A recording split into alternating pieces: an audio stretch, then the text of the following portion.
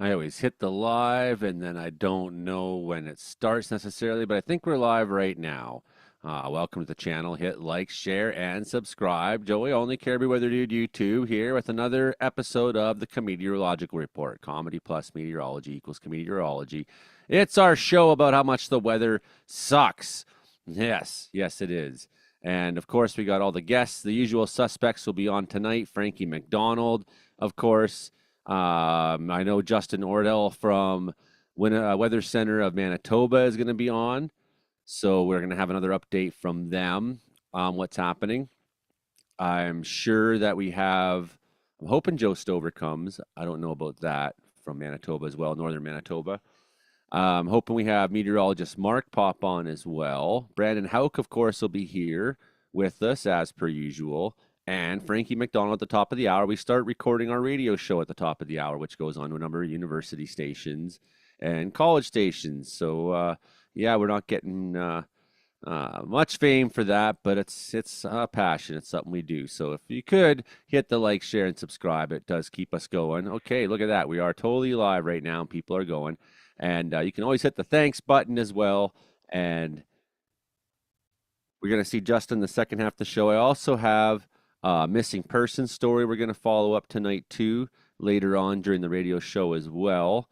I'll have details for you in a matter of moments on that. I'm just trying to get everything shared to the socials here and try to get our audience numbers up, try to get everyone to know that we are indeed live around here.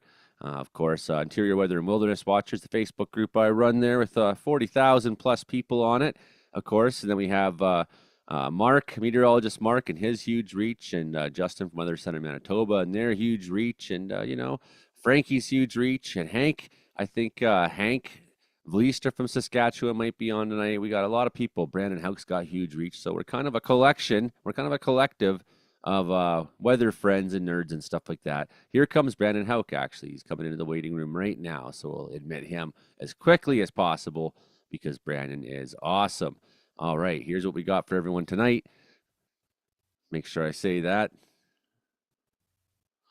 to the world.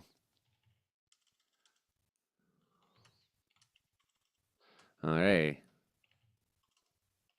This is what we got for everyone tonight.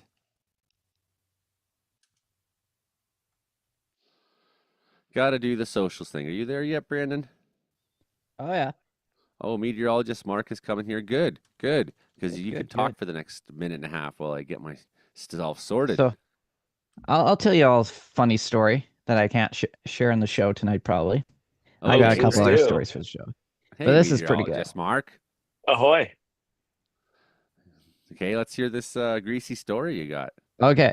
So 2 hikers reported their friend was dead, okay?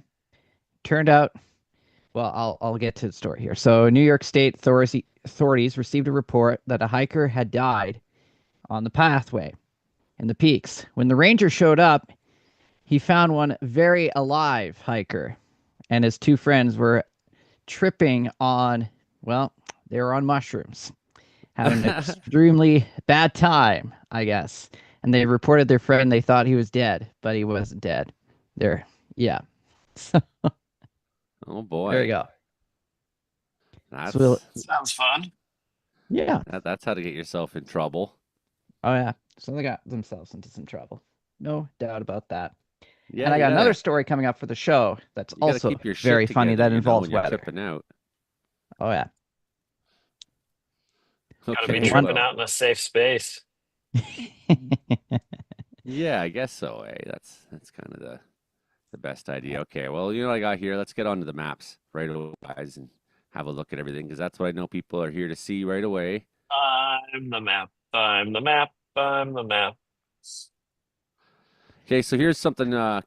First story of the night is the windstorm coming into the piece. I said yesterday when I had the forecast video that it would probably start sooner for the south, and that has exactly happened. We got wind gusts of 60 reported at the Dawson Creek Airport. Of course, there's wildfire just south there, Kiskatnaw River wildfire. A bunch of fires up here are going to be taking a lot of wind the next 2 days. Well, how much wind? Already you can see they're picking up gusts of 44, 40, whatnot across the board, gusts into the 50s or nearing in Alberta side there. up and down, so not good for their fires either. Although, yeah, I mean, we're benefiting from some of the rain that's kind of trailing behind this low right now in Wells. Lucky us. But I don't know if everyone's going to be so lucky. But looks like Saskatchewan and Manitoba are going to be pretty lucky this week, eh? Yeah, we'll get some rain a little bit. A little Will bit it of be rain enough? That's the coming. question. Yeah, well, it won't be enough to necessarily put fires out, but it can certainly help the story. So look at these winds starting tomorrow, gusting hard in the Peace.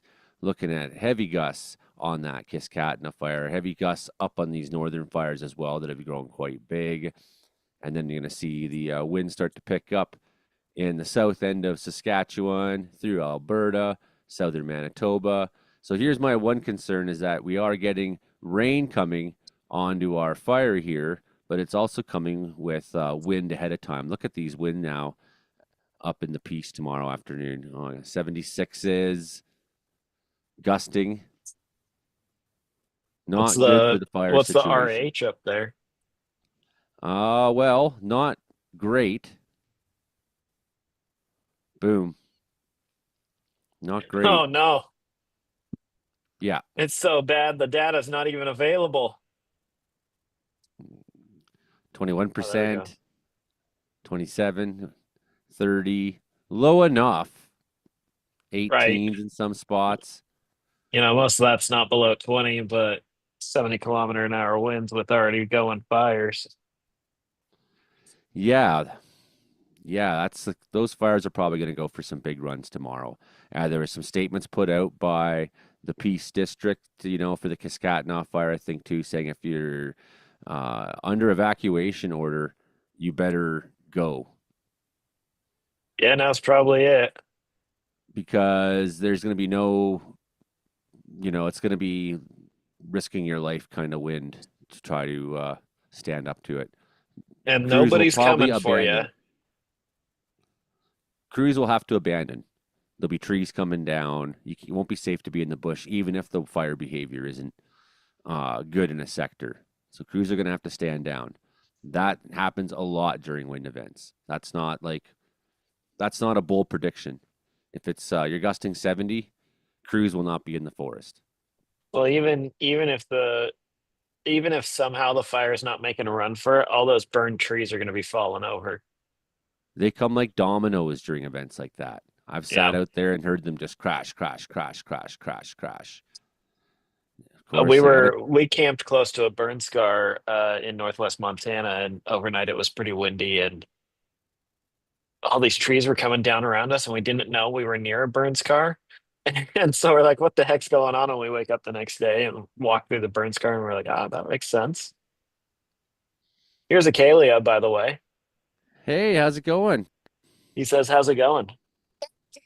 She says, good. I'm concerned that we have the wind, we have some rain coming and whatnot for our fires in Saskatchewan. And mostly, I'm thinking here of Flin Flon, and thinking of course, La Ronge. The problem is, like, does the wind challenge those towns before the rainfall can hit? And staying dry in BC, warming up in southern BC, especially this weekend. Fire conditions will get warmer there. We have a new fire near Chetwynd that was reported tonight. So that's concerning. I hope they can get some progress on it. We'll look at that in a minute. 8 kilometers south or 8 kilometers east of Chetwynd. East is good. That's where you want it to be, I suppose, as opposed to west of Chetwynd right now with the winds coming. Yeah. So low humidity, and then we get of course, the rain comes. We got the thunderstorms going to start as well through some of these sectors. So I mean, the thunderstorms are nice in that they dump a bunch of rain, but they could start some new fires. But I think that's a risk you're Lightning willing can to take. strike 30 kilometers from a thunderstorm. So I've Well, seen it. exactly. I've literally seen it in Kansas. I think the lightning's a risk you'll take to get that rain coming through, the drop in the RH, the dump in the temperatures down. This should significantly make a difference. I don't know if it'll put any of these fires out, that amount of rain, especially with the wind driving them for a day ahead of time. Well, the other thing to think about is remember a couple of weeks ago there was the big fires burning really aggressively between Winnipeg and Kenora, and they had that heavy rain moving up from Minnesota, and like near where my dad lives, they were evacuating for flooding, but on the wildfires, it only got like 5 millimeters. Yeah. That was a real bummer. Although this past week, those same fires took quite a bit of rain at That's times. true. They are less aggressive. I just say that to mean like But in these yeah, you make setups, it can be here and there, just because somebody else is getting doused doesn't. And we hear this all the time as meteorologists and weather communicators, like, oh well, it didn't do this at my house. You're just trying to scare us. Well, you're not the main character. and yes, we're trying to scare you. Yeah, well, there is some of that too. You should be Bah! scared. You should be scared. If in the wildfire situation, you should be scared. I guess, yeah. I don't know, like it's not the message I'm trying to spread. I like to encourage like a warrior culture, like we're gonna fight, we're gonna get through this. So brand new fire, 40 hectares there. Brand new one today in the wind. Okay, 40 hectares. Let's have a look at the response and see what's going on here. Travelers along 97 may see smoke within the fire perimeter. Smoke coming from green unburnt areas or outside the known perimeter should be reported immediately. So there's 25. I got like a dog hair or something floating around in between me and my mic, and it's driving me nuts. 25 Just suck it wildfire in. service personnel there, and a couple of helicopters and heavy equipment there. So Oh, gives you a Go bit of a pee on look. it. Gives you a bit of a look where it is. Yeah, where is this hair coming from? Why won't it go forgot to give away? the answer to my trivia today. I better do that. Yeah. It won't go away. It just keeps getting in my face. Okay, Kiskatnaw fire. Same thing. A lot of people on it. A lot of people on it. Very close to the Alberta border. And good reason to be concerned that in the wind, it's going to go for a big run tomorrow. Extreme fire danger in Oh, that area. zoom back out a little bit, actually. Well, One after you second. look at this. Just wanted to show people the response there. Look what it's saying here. Strong winds continue to cause aggressive fire behavior. Over the course of the day, the fire advanced rapidly towards the Alberta border. In Kelly Lake, crews and structure protection personnel are working to extinguish hot spots, and sprinkler systems on structures remain active. Choppers are bucketing to reduce fire activity. Southwesterly winds will strengthen through the afternoon. That's happened. Gusting 60 kilometers, absolutely did. I know people in Rolla and Dawson Creek were really surprised. I saw in their Facebook post today about the wind. I guess they weren't watching my forecast. On Friday, an incoming weather system will generate very strong winds. It's going to get stronger yet, shifting from west southwesterly in the morning to west late in the afternoon, then veering northwest in the evening. So that's going to give you a bit of a hint as which sectors of the fire are going to show some growth. Sunday with westerlies gusting up to 70. Extreme fire behavior is anticipated under these conditions, right? And like they're saying, Uh, uh, if you're in the evacuation zone, expect that wildfire crews will be pulling out if the fire activity is extreme. Expect that people won't be fighting if there's trees coming down all over the place. They got to stay in safe places. In One Island Lake, crews are setting up structure protection as a precaution. We have an incident management team, 109 firefighters there, 12 helicopters, 22 pieces of heavy equipment currently on that fire. You were so wanting that to zoom in yeah, that's pretty close to Grand Prairie there in Alberta. And that's Yeah. relatively that's what's that going to be, about 50 kilometers? So there's, more than if that. you more than that. Well, I don't think Grand Prairie is necessarily at a huge risk out of this, but obviously there's going to be people living to the west of there, and if you know somebody in the Grand Prairie area, tell them to just keep an eye on it. It's Uh, definitely with the long summer to go, one that you don't like having in that direction of you. Yeah. 50 kilometers or more. Yeah, anyways, we've seen fires in Saskatchewan and Manitoba cross 40K, which In is a day. alarming. Yeah. I mean, I don't know if I've ever seen that, to be honest. maybe that's happened in the last couple of years here on some of these fires in the north or whatever. I don't know if I've observed that myself. 40 kilometers. I don't. That seems crazy. Okay, we have a wildfire of note as well to still update you on. We expect to see Summit Lake Fire probably have some growth with that wind as well. 2,628 hectares there. Look at Lightning that caused. picture. Oof. I Boom, here mean, my stove. other than the fact that, it's burning and that's really sad, that is a stunning photo. Whoever took that, like, that is an A-class photograph. We got closures possible still up on 97 North, of course, with the winds getting pushy. We expect that. So warm, dry weather up there. Very slight risk for the thunderstorms, but I don't think that happened. We haven't seen any lightning anywhere much in Canada today. Mostly cloudy with local smoke. Okay, well, here we're looking at tonight and through tomorrow. Tomorrow is the day. Wicks of sun and cloud with a risk of thunderstorm. Winds 30 to 50, gusting 75. RH 15 to 25.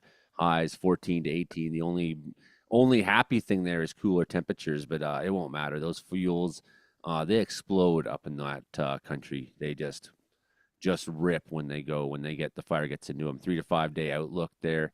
There's the cold front and upper ridge will rapidly build for Saturday, letting temperatures climb and RHs drop quickly again into next week. This will be smoke dependent as winds are expected to be much later across the zone. Between Sunday and Monday, a second mostly dry cold front is likely to sweep across the northeast. So that's something that we will be looking at, I think, as this plays out this weekend, is what's coming on Monday. Winds will be sufficient to cause extreme fire behavior from that one as well. So across the Prince George Fire Center, upper 20s, low 30s across it. Thunderstorms may develop along the front as it passes. So far, though, thunderstorm forecast has been pretty quiet for us in BC. But yeah, a lot of work being done up there. Danger tree assessors and fallers are supporting the ongoing work there to keep the highway going. 57 firefighting personnel, 15 aircraft, and there is a piece of heavy equipment. It says whatever that means. Structure protection specialists are on site, so there's evacuations and things like that there. Worth Wow, there's a noting, a lot to dry talk cold about, eh? front, that's going to be mostly a wind story. And when they talk about a chance of thunderstorms on a dry cold front, you're definitely looking at a risk of dry thunderstorms with dry lightning. There's actually going to be, as the ridge kind of pushes out, there's a really good chance of really wet thunderstorms all the way down in southeastern Oregon and central Idaho. That's not going to help anything, but it's also, if all of that moisture rains out in Oregon and Idaho, it's not coming up to BC, especially northern BC. Some special weather statements for the heat across British Columbia and western part of the Kootenays. Could see low 30s, mid 30s, even in some places. High temperatures will persist into next week. I think Right? Kelowna Yeah, is going to do 35, and that's their record for Sunday is 35. I think they're going to just tap it. they might nudge over. Oh, we got a lot of people in the waiting room here now. I see. A lot of air quality statements all across Canada. Most of those Yeah, are, all that red's probably air quality. My dad's yeah. been in air quality problems. In Minneapolis, they had an uptick of ER visits because of the air Oh, yeah. quality. Oh, there's one lonely severe thunderstorm watch in New Brunswick. Yep. It was a Nice. Yeah, that was Quebec earlier too. It's like everything in the province, everything in the country was nastiness. And then there's but yeah, even Southern Ontario looking at air quality, special air statements there. Smoke, smoke, smoke. Michael Michael McGregor, who's on the show all the time. I don't know if he'll be on tonight. He got pneumonia Uh huh. there in Winnipeg from the from the smoke. smoke. Yeah, that's such a bad deal. Like, so this is, take it seriously. This is a guy we're all like good friends with, and he's there having a hard time in Winnipeg because of the thick smoke. We got Hank Vliestra has joined us. Hilding's joined us. Karen Richards has joined us now. Hank in Saskatchewan, Hilding and Karen here in northern BC with me. You So yeah, left you left severe us in thunder. the dark for 10 minutes.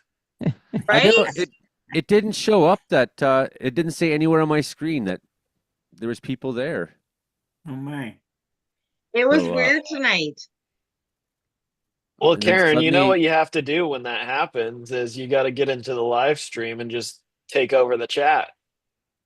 Dude, That's what we did last time. I I was will. in the chat that we talk on way too much already. but I'll make Brandon co-host so he can see things there. In Oh yeah. case.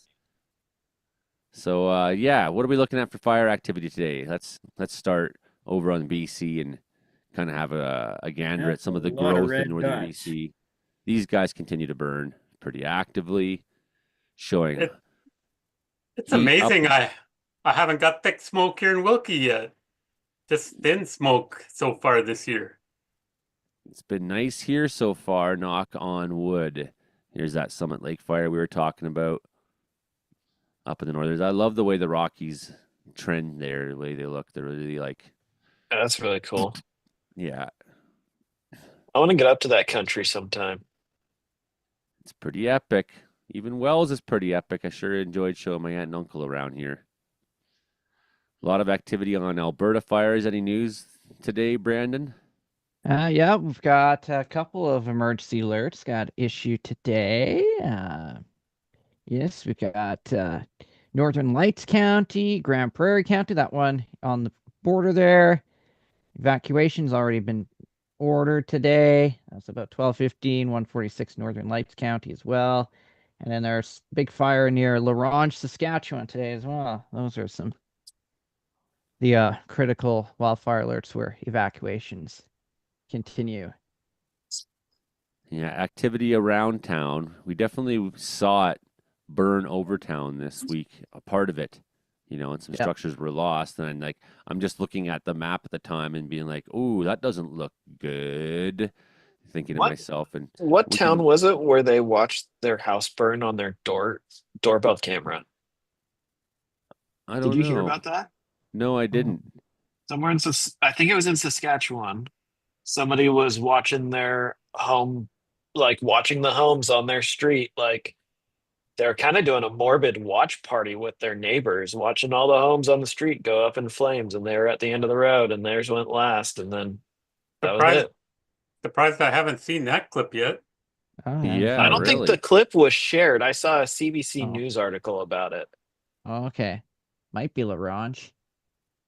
I saw Uh, something burning supposedly in La Ronge, but I bet it was right at the very edge of town. Yeah. well, this is what we've seen come through that day. Was this right now? Activity's been pretty quiet, but I was looking at this while making kind of a report, and I didn't want to say like, "Hey, it looks like the fire burnt over part of town." You don't want to say that until you know something, right? But Yeah. it's like that doesn't look good. It seems really close in and or around town, Yeah, and that goes for other communities up here, Sucker River. they were saying some building they call the trading post, which looked a Yes, bit like a general store, I think, burned. But just to have one video, I don't have any confirmation on that.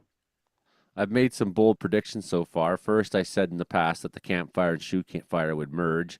They achieved that a number of days later. Then I started saying that this guy'd probably merge. Definitely suggested all these fires would move the way they did, but this is effectively becoming one big mega fire now. And if we get some strong southerlies, it's not out of the range of possibility that La Ronge could be challenged from the south as well. The same thing happened on our fire over here in Flin Flon, right? This wolf fire was way back here, it was 40 kilometers away. And meanwhile, the fire was on the doorstep of Flin Flon, this northern fire. And I was like, well, it seems kind of like in terms of like having a fire on the doorstep of your town, it seems like a defensible angle given the weather we're expecting. I said, look out for this guy over here. And that's for sure what's happened is Wolf's taking a big run. And if we have a lot of winds come through there ahead of that rain, I'm just concerned. I don't want to make clickbait here, but it is not impossible that these towns could go through some significant loss before the rain comes. It was Denair Beach, Oh, Denair Saskatchewan. Beach. Yeah. Oh, I'm familiar with the name, but I can't tell you where it is. I Where's know. Donair Beach? No. All right, Apple Maps.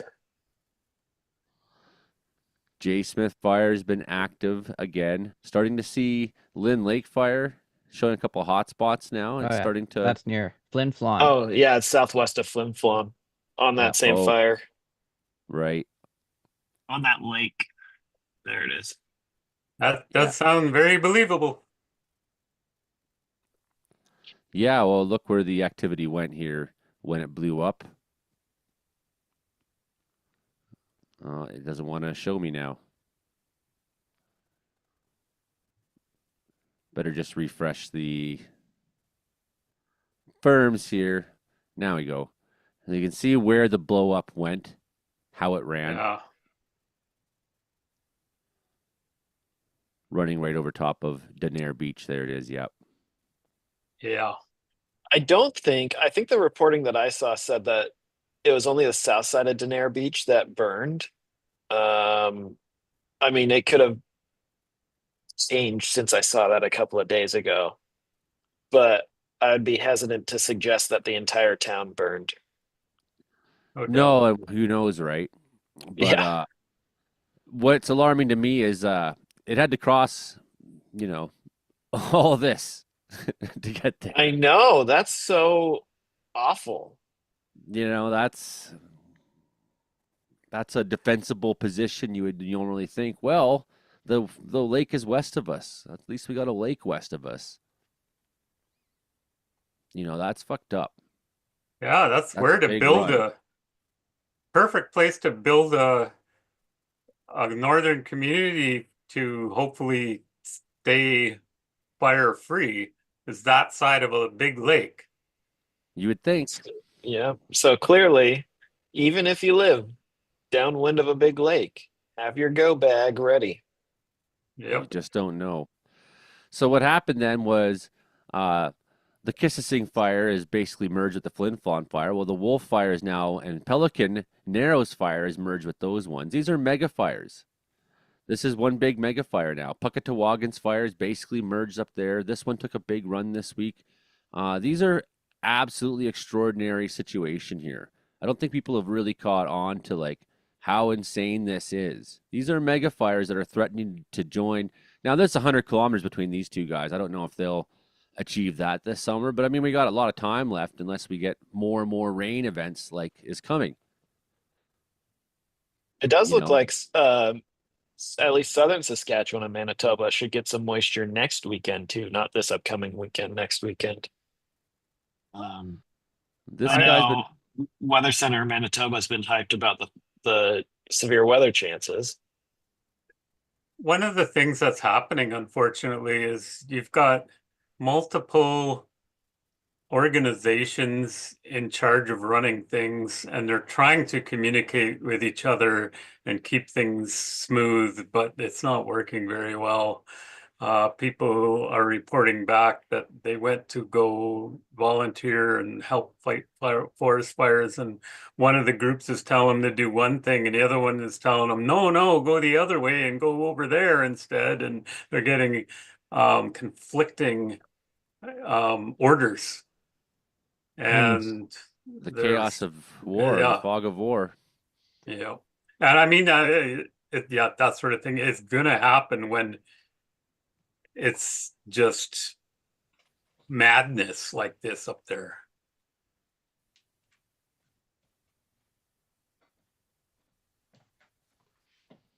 Oh boy, it's 6:59 already. You're gonna make sure to let Frankie in, right? That's why I hired Brandon here to. We didn't even get to look at. Well, there's rain coming through right now at the Caribou. That tornado seems to be over in Texas, so I should have Oh, been on that one first. Frankie can't get in. He'll be messaging us right away. Oh yeah, He'll be All oh of yeah. us. Well, all the of us. radar's ready to go when we want to look at it here in a little bit. And wow, okay, here comes Frankie. Right on time there, 7 p.m. sharp. All right, time to be He's professional, guys. Pacific. I don't see any whales. 7 I p.m. wish. sharp. He's just like bang right on it. He doesn't miss a beat. He doesn't miss a moment. It was like 6:59, 59, and then suddenly it shows up. Frankie, Hi, Frankie. I'm doing great so far. are you doing great so far, Frankie? Yeah. Me too, buddy. I'm ready for the show. Are you ready for the show? Yes, I'm ready for the show. Okay, then. And tomorrow Let's night's Space Guy show. go. Well, whether it's hot, whether it's cold, whether it's hot, Frankie's got the weather we got. Wait a minute. Well, whether it's cold, whether it's hot, Frankie's got the weather or not. Welcome, everybody, to the Comedeorological Report, Comedeorology. It's a science that I invented with my friend Frankie here, all about how much the weather sucks. I am your host, Joey Only, here in Wells, British Columbia, 3,953 feet above sea level with Frankie McDonald and our panel full of weather geniuses from all across Canada here to talk about all the stories that are going on this week. And there's a lot of them. There's a lot of stories, man. Holy cow. You're listening to us on CFR 88.7 FM in Prince George, CKUW 95.9 in Winnipeg, and CFBX 92.5 in Kamloops on all the university stations there. That's right. And, of course, if you are at the live stream, you are here on Joey Only Caribou Weather Dude YouTube channel every Thursday night at 6:30. Generally, we start to get on with the live stream, so you can always find us here, subscribe there, that, this, that, and the other. Okay, time to start getting on with things. We have a lot of people coming on to talk so far tonight. Of course, we got the steady, stalwart Brandon Houck, whose hockey season is over for him with the Brooks Bandits, so he's going to be consistency back with us again, I hope, of course. He's in Brooks, Alberta. He's the radio weatherman down there. Good to see you, Brandon. Good evening. It's going to be a great weekend for smoking good barbecue. There we go. Oh, that's great to hear. That's great to hear. All right, well, we got over in Wilkie, Saskatchewan. We have Hank Vliestra, who's with us there to give us a little bit of a rundown on what he's seen in Sask. Good evening, Hank. Double smoked, Brandon. Double smoked. You got the smoke from the smoker and the smoke from the air. Double smoked in Saskatchewan there. We got meteorologist Mark Ingalls. He's looking around with his binoculars right now down there in the southwest coast of British Columbia. Evening, Mark. Yeah, well, Hank said something about whales, so now I'm looking, but I don't see any. No, well, I know that the they're not sharks, they're killer whales. They're like there's these big things, and they've been seen all around Vancouver lately and Nanaimo. But sharks were seen in Sydney, Nova Scotia. I noticed too. I also got my good friends on the panel there. Karen Richards is joining us from Prince George. There, she's one of the moderators on Interior Weather and Wilderness Watchers, the group I run on Facebook with 40,000 people on it. Good evening, Karen. Hello. Also up in northern British Columbia, Hilding Donaldson, the cowboy himself there. Good evening, everybody. Forget about me, Joey. Mike, you got to be patient while I'm going through everybody. Mike McGregor. There's Mike. Okay, let's get on with the show. Frankie McDonald, he's the guru out there in Sydney, Nova Scotia, of course. You I found Daisy Rampage is in Nashville, Tennessee, seeing the country musicians. Wow, I wish I was doing that myself. Frankie! Can you yodel for us? Frankie!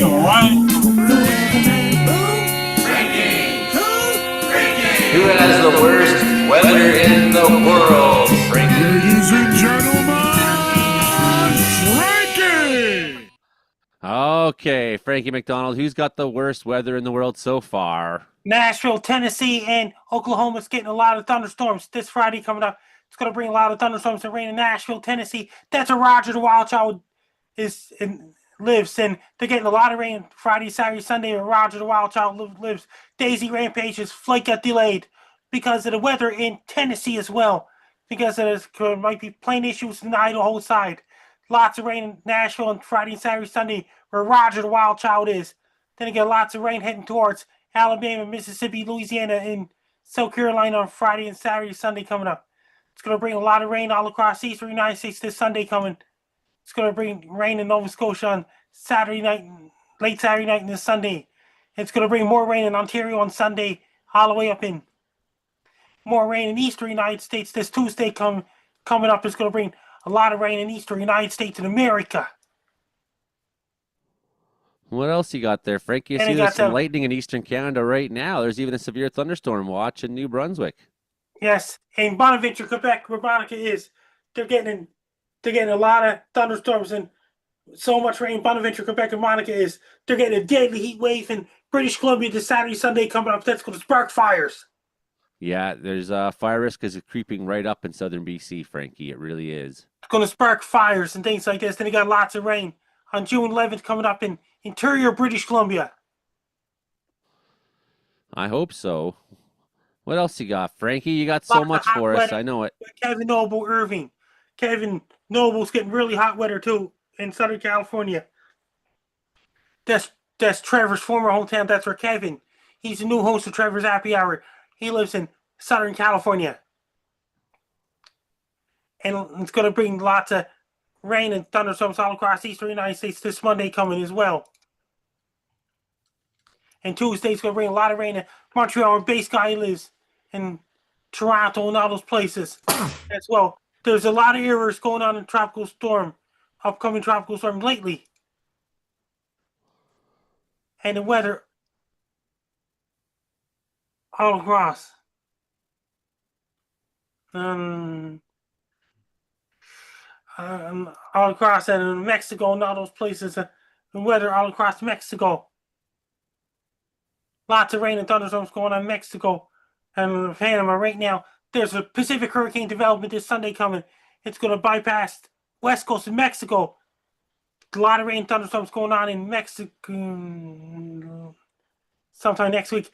And Guatemala's getting a lot of rain and thunderstorms. So is Costa Rica, El Salvador, Niger, Honduras, and Panama. A lot of rain and thunderstorms going on in Venezuela, Colombia, Peru, parts of Ecuador, parts of Bolivia, and Amazon rainforest of Venezuela, and all those places in Brazil right now. A lot of rain and thunderstorms going on in Brazil right now. All across. A lot of snow coming in the mountains in southern Chile, and lots of rain in southern Chile.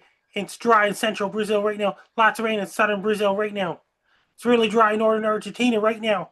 Then they got some cold air in southern Argentina, and Ischia, Argentina, and Stanley Falkland Islands. They got snow on next Saturday as well, and Falkland Islands as well.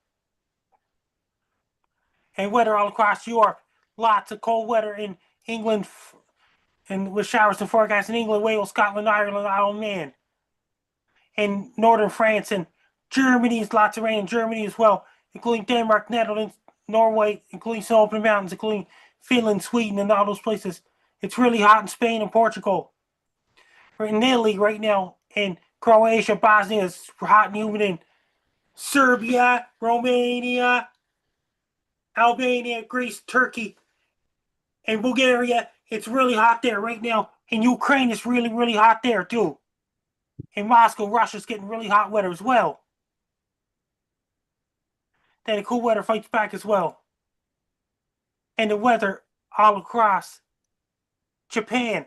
It's really humid in Japan right now. They got a lot of rain in the south of Japan right now. Then it's going to turn rainy on Wednesday coming up. There's a possibility typhoon aiming towards South Korea, but it's too far off yet next Friday. It's going to be a whole lot of rain in Japan next Saturday from typhoons. Too far off yet. A lot of rain, thunderstorms, and there's supposed to be another typhoon heading towards western Philippines late next week as well. But it's too far off yet. A lot of rain, thunderstorms in the Philippines right now, in Taiwan and Wuhan, China, and all those places right now. And the weather all across Hong Kong right now is lots of rain going on in Hong Kong right now, including Thailand, Bangladesh, Myanmar, Indonesia, Malaysia, Singapore, Cambodia, Vietnam, Laos, and all those places. Lots of rain and thunderstorms going on there right now. Over in India, lots of rain going on in India right now. And then India's really soon to be the monsoon season. It's really rainy in Sri Lanka right now. It's really dry in Pakistan, Afghanistan, Iran, Iraq, Syria, and Middle East, with little showers in the forecast. Over in Sahara Desert, lots of rain going on in Sahara Desert right now. And lots of rain going on in Nigeria and Ghana right now. It's really dry in Sahara Desert with showers in the forecast in Sahara Desert. And in Southern Africa, Namibia, Mozambique has entered dry season. And Angola has entered dry season, so Southern Congo and Zambia, Zimbabwe, and all those places, their rainy season ended. Lots of rain and Cape Town, South Africa, and the south coast of South Africa right now. Mozambique and Madagascar, a little bit of showers are forecast during the dry season. So it's La Reunion and Mauritius Islands right now. And there's lots of dry weather in Perth, Australia is right now. Then it got a little bit of showers next week in Perth, Australia. Lots of cold weather heading towards Sydney, Australia this Sunday coming because their winter starts June 20th. It's really dry in Northern Australia right now. They're in the dry season in North Coast Australia right now. In Southern Pacific, it's really cold and snowy in mountains in Queenstown, New Zealand right now. It's really cold heading towards Auckland, New Zealand because cold air is coming from Antarctica. There's a powerful storm off the coast of North Island, New Zealand, south of Wellington, New Zealand, south of Gisborne, New Zealand. There's a powerful storm there right now. It's going to get lots of rain in next week, next Tuesday in New Zealand right now in North Island. It's going to bring more heavy rain there. And it's really cold in Antarctica right now. It's dark 24 hours a day in Antarctica. It's daylight 24 hours a day up in the Arctic. Breaking news, Olivier is going on a big time trip to Tutuiatuk, Northwest Territories in the end of July. Olivier's going to drive 4,000 kilometers on Alaska Highway, Dempster Highway. He has to go through Highway 43, Grand Prairie, and all those places. He has to drive through Dawson Creek, Fort St. John, Fort Nelson, Watson Lake, Whitehorse, TOK, Alaska, and Dawson City, Yukon, Fort McPherson, Inuvik, and Tutuiatuk, Northwest Territories. Olivier's going to take a long drive up the Alaska Highway, Klondike Highway, Dempster Highway, all the way up to Tutuiatuk, Northwest Territories in the end of July.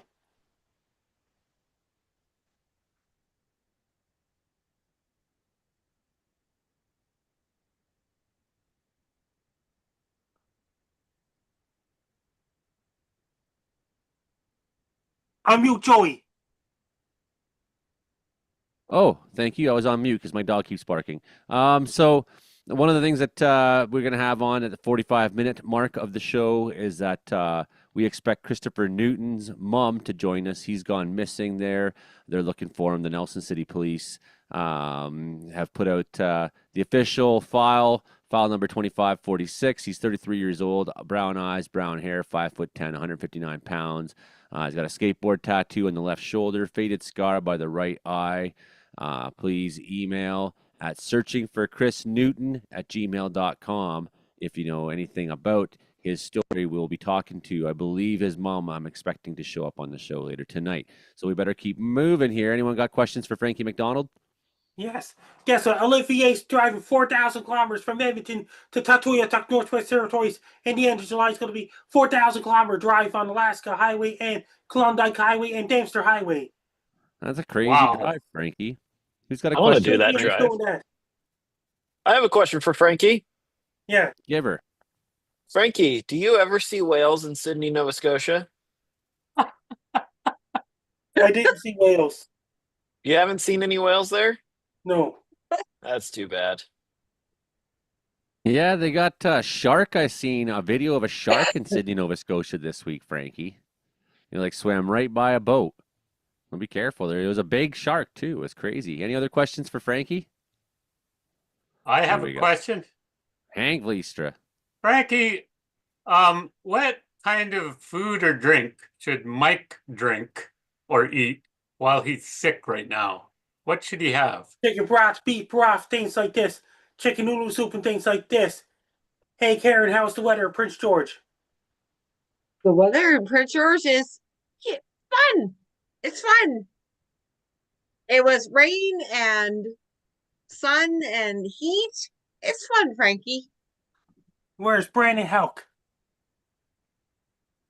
Over here. I have a question for Frankie. And go ahead, Mike. Frankie, what is your favorite fast food restaurant to eat from in the summer months? That means in the summer months, I had the Rip Fest comes in July. Is that your favorite fast food? Rip Fest is coming.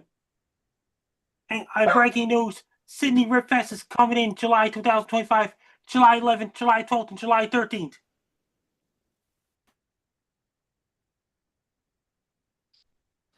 Ay, ay, ay. People are moving around my house, making my dog bark. It's hard to make a show like The that. Brandon Houck Report. Oh, hi. This is the Brandon Houck Report. Brought to you by Smoking good barbecue.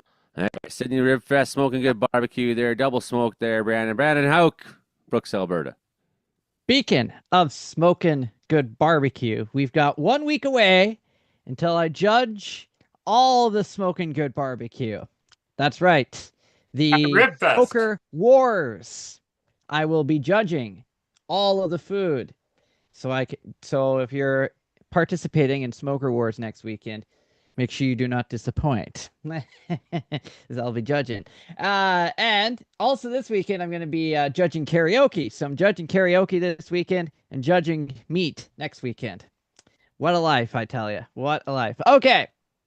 So we'll talk about some of the wildest stories coming up in just a few moments because I found a couple of really wild stories, some that involve some weather in them.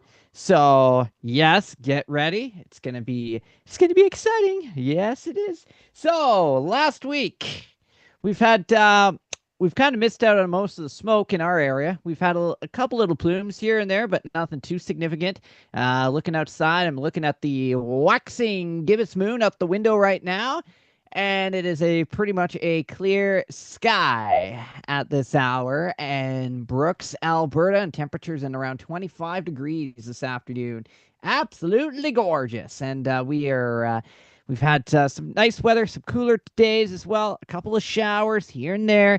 Nothing too significant. Kind of missed out on some of the thunderstorms this week. I guess that's what I get for taking everybody else's thunderstorms. But we'll try to get some thunderstorms back in the forecast again by next week here. Now, as we go through the weekend here, we're going to be watching these wildfires that have really started to ramp up across the northern part of the province, especially in the Lac-La-Biche County in the last couple of days. One just outside of Grand Prairie on the BC border there.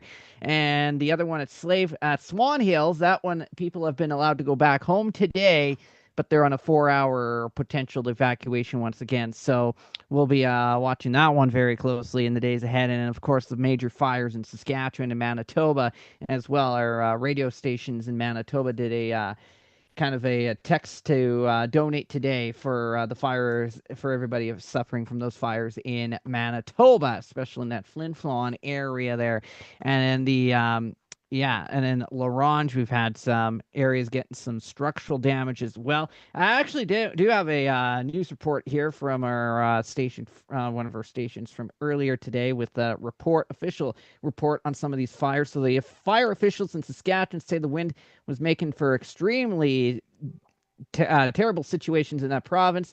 As crews continue to battle massive wildfires in the northern regions, more than 400 structures have been destroyed so far. Well, more than 15,000 people are out of their homes. That's the situation in Manitoba, or I should say Saskatchewan. Manitoba, there are pets being turned away from hotels and other accommodations because the places aren't allowing animals. So the Winnipeg Humane Society has opened up a pop-up shelter for wildfire evacuees there. So that is that situation there, and feds are going to match Red Cross donations to help people who've been hit by the wildfires in both Saskatchewan and Manitoba. So that's also a very good thing indeed. And then once again, that evacuation order yesterday from Lac-La-Biche County. So those are some things that I have on out of my emails on the news there from today from our radio stations there. Looking ahead into the weather forecast picture here in the days ahead for us here in the prairies, we're going to continue to see that wildfire smoke across the north, probably for the next several days. And with the system that's moving in for the weekend, we're going to crank up the heat just a little bit for tomorrow, for Friday. And then we've got a front moving through on Saturday, and northwesterly winds are going to produce those it's going to spread some of that smoke out of northeastern BC, northern Alberta, and push it into southern Alberta this weekend. So we may get into a little bit of a smoky air mass here. And then before we crank up the heat, we get back to that southerly flow there. So that's what we'll watch for Saturday. Going to get a little on the smoky side. And then afterwards, we crank up the heat into the early stages of next week. We'll likely be dealing with temperatures approaching, you guessed it, Low 30s for the beginning of next week before looks like things get on the unsettled side by the middle of the week here in southern Alberta with that risk of thunderstorms. So we'll have to watch that very closely into next week. Now, the situation in Saskatchewan and Manitoba. We're going to finally get a bit of rain moving in to the area for the weekend there. And that means will it be enough? That's the question mark. But there will also be quite a bit of wind with this system as well as it swings its way through portions of Saskatchewan and through portions of Manitoba. You see there on the map, you've got the isobars tightly packed together with the rain that's moving through. So wind is not something they need. They need a lot of rain, but the wind could cause some fires to spread once again. Even though we're going to be getting 10 to 20 millimeters of rain in some spots across Saskatchewan, Manitoba, where we do have fires. So that will help the situation a little bit, but I won't say it probably won't be enough to put out the fires as of yet. So that's another thing we'll keep an eye on as we go through the weekend and into early next week. Other things I've been watching today, we've had some severe weather really into parts of New Mexico and Texas today. They had a big tornado at Morton, Texas. Fairly large, dusty little tornado go through there.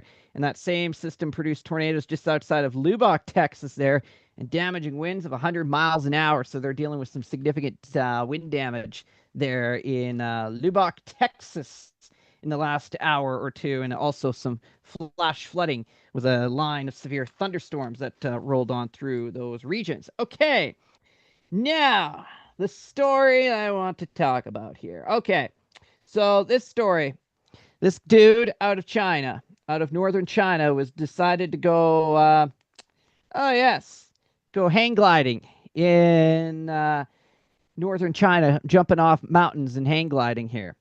Little did he know, there was a bit of a strong updraft, and he ended up way higher, thousands of meters higher than above pretty much almost the height of Mount Everest up in the air there. So he got into some dangerous levels as he ended up in that fairly strong updraft in parts of China. So, yeah, he ended up being okay. He got back down to the ground, and he has since been banned from paragliding for 6 months for that incident last week in China. So, yeah, a little bit of a weather twist there. And then finally, I guess 18% of people in the world would support bringing back the dinosaurs. The rest on that percentage have seen Jurassic Park. So there you go. That's the latest on the Brandon Houck Report tonight. Okay, Brandon, good report. We got to keep rolling here as we got lots to get through. Meteorologist Mark Ingles, we're going to roll you next. And at some point, Justin Ortel is going to be on. I don't know if he's on shift and taking his coffee break, so it may be that we have him immediately in short. So we'll give him priority when he gets here. Meteorologist Mark Ingles. I know Are you playing my cue card? I know I'm trying to do 3 things at once, and you know, we can skip it. That's fine. I'm going to be fairly quick tonight. Ridge of high pressure is coming for British Columbia. That'll be spicy. We kind of talked about that in the pre-show. It's going to be toasty with some smoking good barbecue. I just can't do it like Brandon, and I'm not going to try. try this. Just got the fat check for pushing that. My name, Mark Ingles. Pushing that agenda. There you go. There it is. Pushing the agenda. That's right. Today we're pushing the agenda of Kelowna. Looks like 35 this weekend. That'll be toasty. You know, cooler as you get further north, but still hot. The first good heat wave of the season here for British Columbia. We've had some warm days, but not this warm so far. And I suspect we will get warmer later as we are in the beginning of meteorological spring. I am still in my sweater or my jacket summer. here. Yeah, meteorological summer. Thank you. I've been up since 3:50, so you know how it is. Yeah, so first good heat wave, 35 in Kelowna. I think Vancouver may be good for 25, and Abbotsford could do 30. Obviously not as hot here as it is in the interior. And on Saturday, we're going to go to Golden Ears. I've never been there before, so that should be a pretty good time. Yeah, not much going on. It looks like Winnipeg might be getting some spicy thunderstorm activity. Winnipeg listeners, that'll be this weekend. For those of us on the live stream, it'll be next weekend. Yeah, that's pretty much all I have. We've been working on some projects at work that have kind of taken my focus off the real-time weather. We're trying to do some correlations and stuff. So, yep, that's my short report tonight. It wasn't worth a full cue card. No whales today. Actually, somebody said they saw a baby gray whale in the bay behind me yesterday. They've been kind of hanging out there. Seen the gray whale a couple of times. That's it right Couple of there. times. That's it right there. Yeah, You can look see behind Point you. Roberts actually. Look behind me. Yeah. Yeah, see, there's the whale. There's the whale. Yeah, okay. Well, that's all I got tonight, and I'm gonna go to bed. Well, good to see you. InglesWX.com, meteorologist Mark Ingles. You can find him also on the Facebooks. What's your you got a couple different Facebook groups you're running now. Oh yeah, well I'm doing like interior wilderness weather watchers. Oh, shameless plug for the podcast on Spotify, Apple, Amazon, and Castbox. Let's see. Ryan Valtalainen's Vancouver and Lower Mainland weather page. That's a good Facebook group. Western Washington weather and a couple other ones in the US. My Facebook page is just Ingles Weather. Uh, I'm helping with Weather Center in Manitoba. The list goes on. I'm a busy guy. A whole lot of places for me to be lazy at. Yeah, there you go. There you go. Meteorologist Mark, good to see you there. We're going to keep moving on tonight as we go. Who should we go? We haven't talked to Hilding in a couple weeks, so I think we should go with Hilding for a minute here. Hilding, how is things out in the farm? Oh, things are going great here. We've been having enough showers to really prop the grass. In the past 2 or 3 days, we had some real good sun, and yeah, everything's growing. We're ready to put our cows out to pasture here next week, and all of our cows calved, I think, except one, which is kind of unusual. We usually have 2 or 3. So yeah, the farm has been going along good. We have probably the best weather of any place in BC this year. It seems like it right now, eh? Things are real Yeah. green and lush and growing there.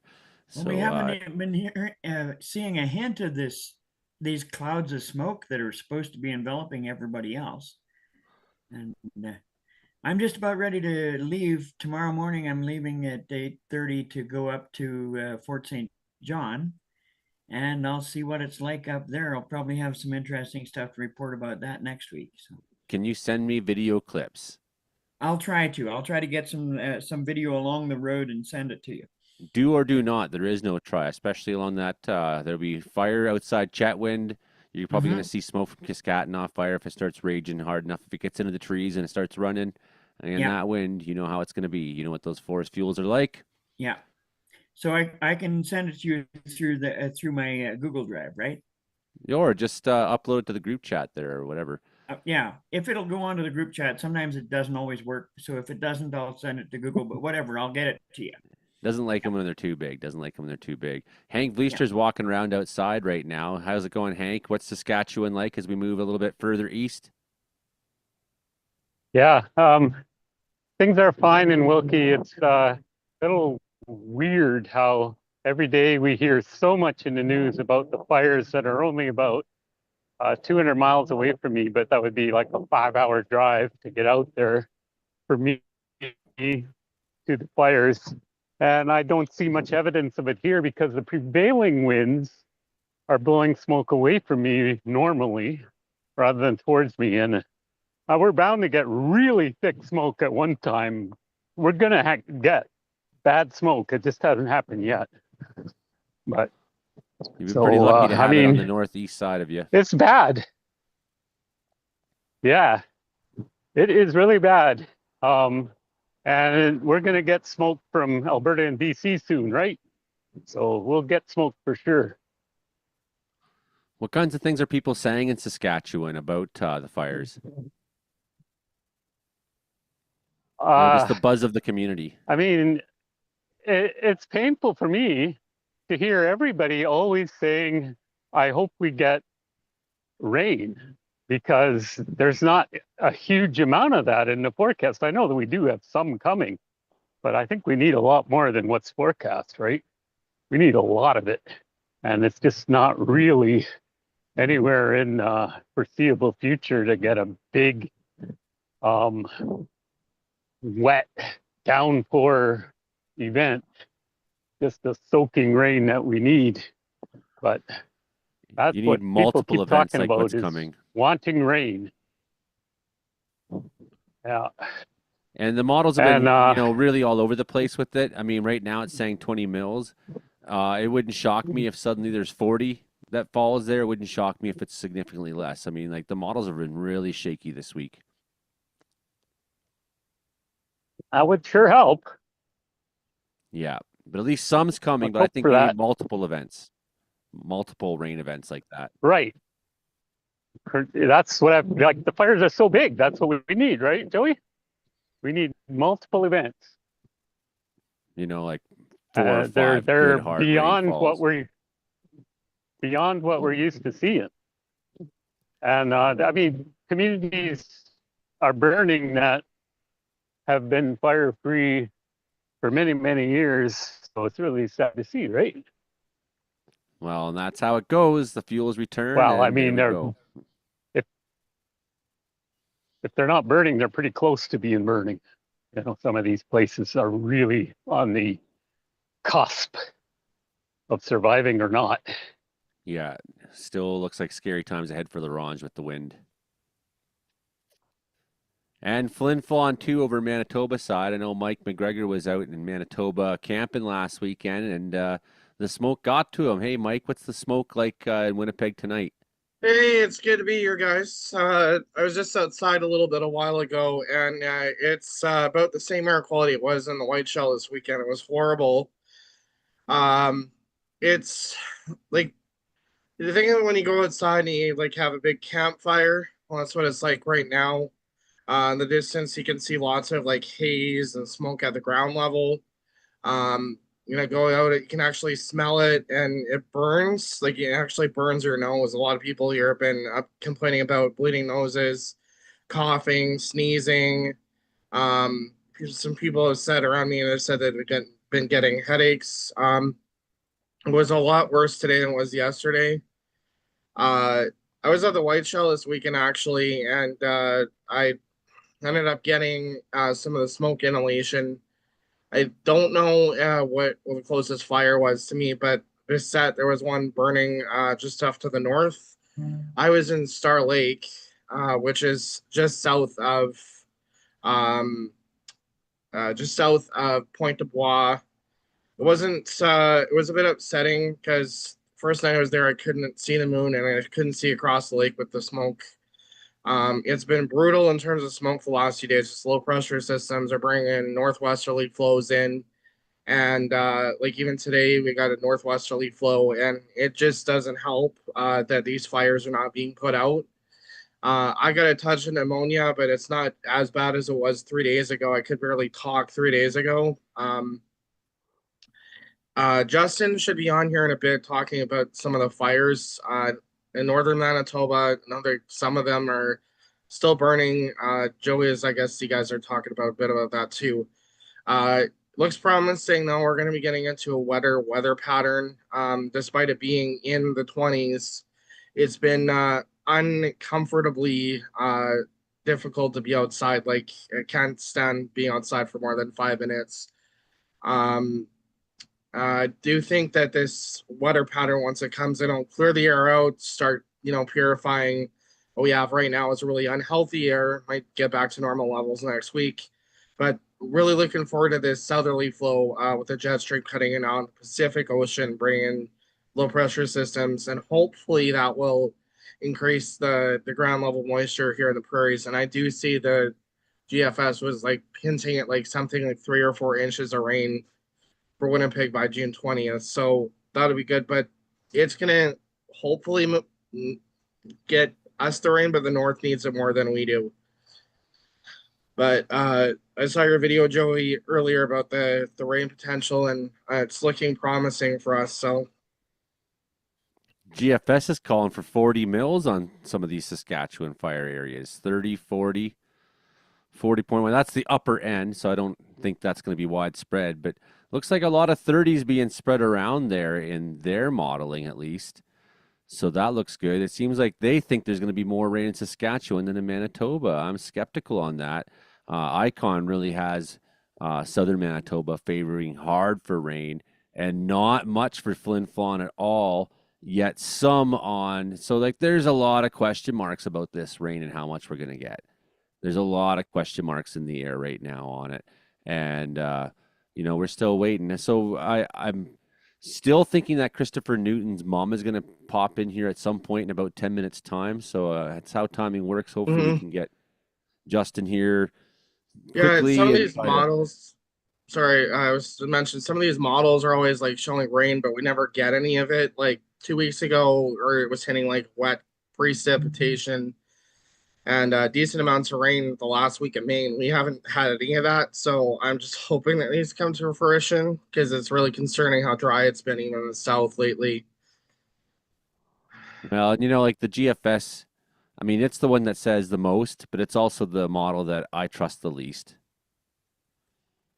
Like I don't, I tend to go with ECMWF and then the HRDPS for the short range if I can. I'll check Icon for mid.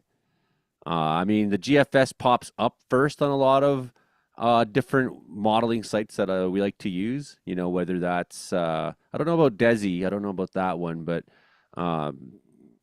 Polar or Vortex, whatever that one's called, for example. Like, just how many different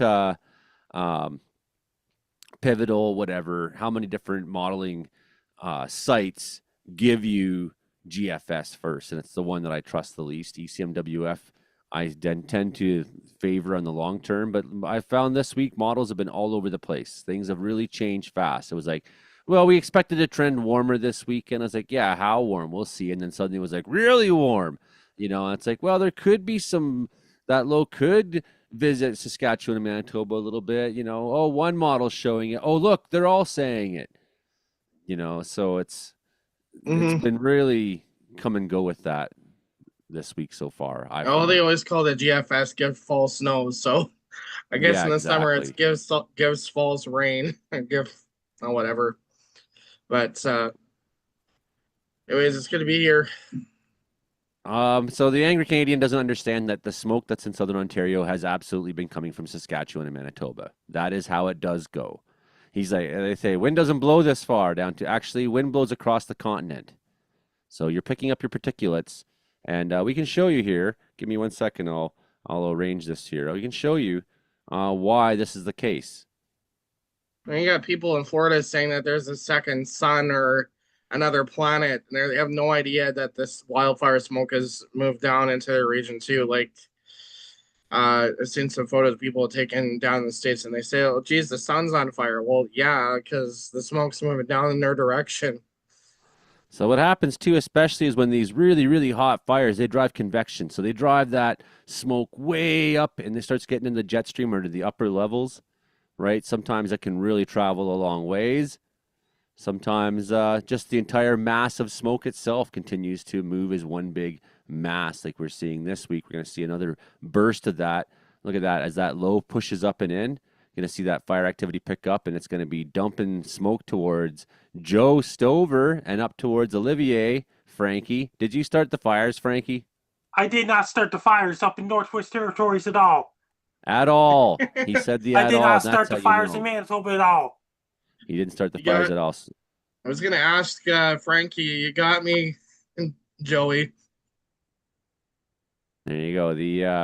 So you can see the smoke absolutely is carrying across. This is fine air particulates, and it's moving across the land as it gets into the higher levels, especially gets drawn further out.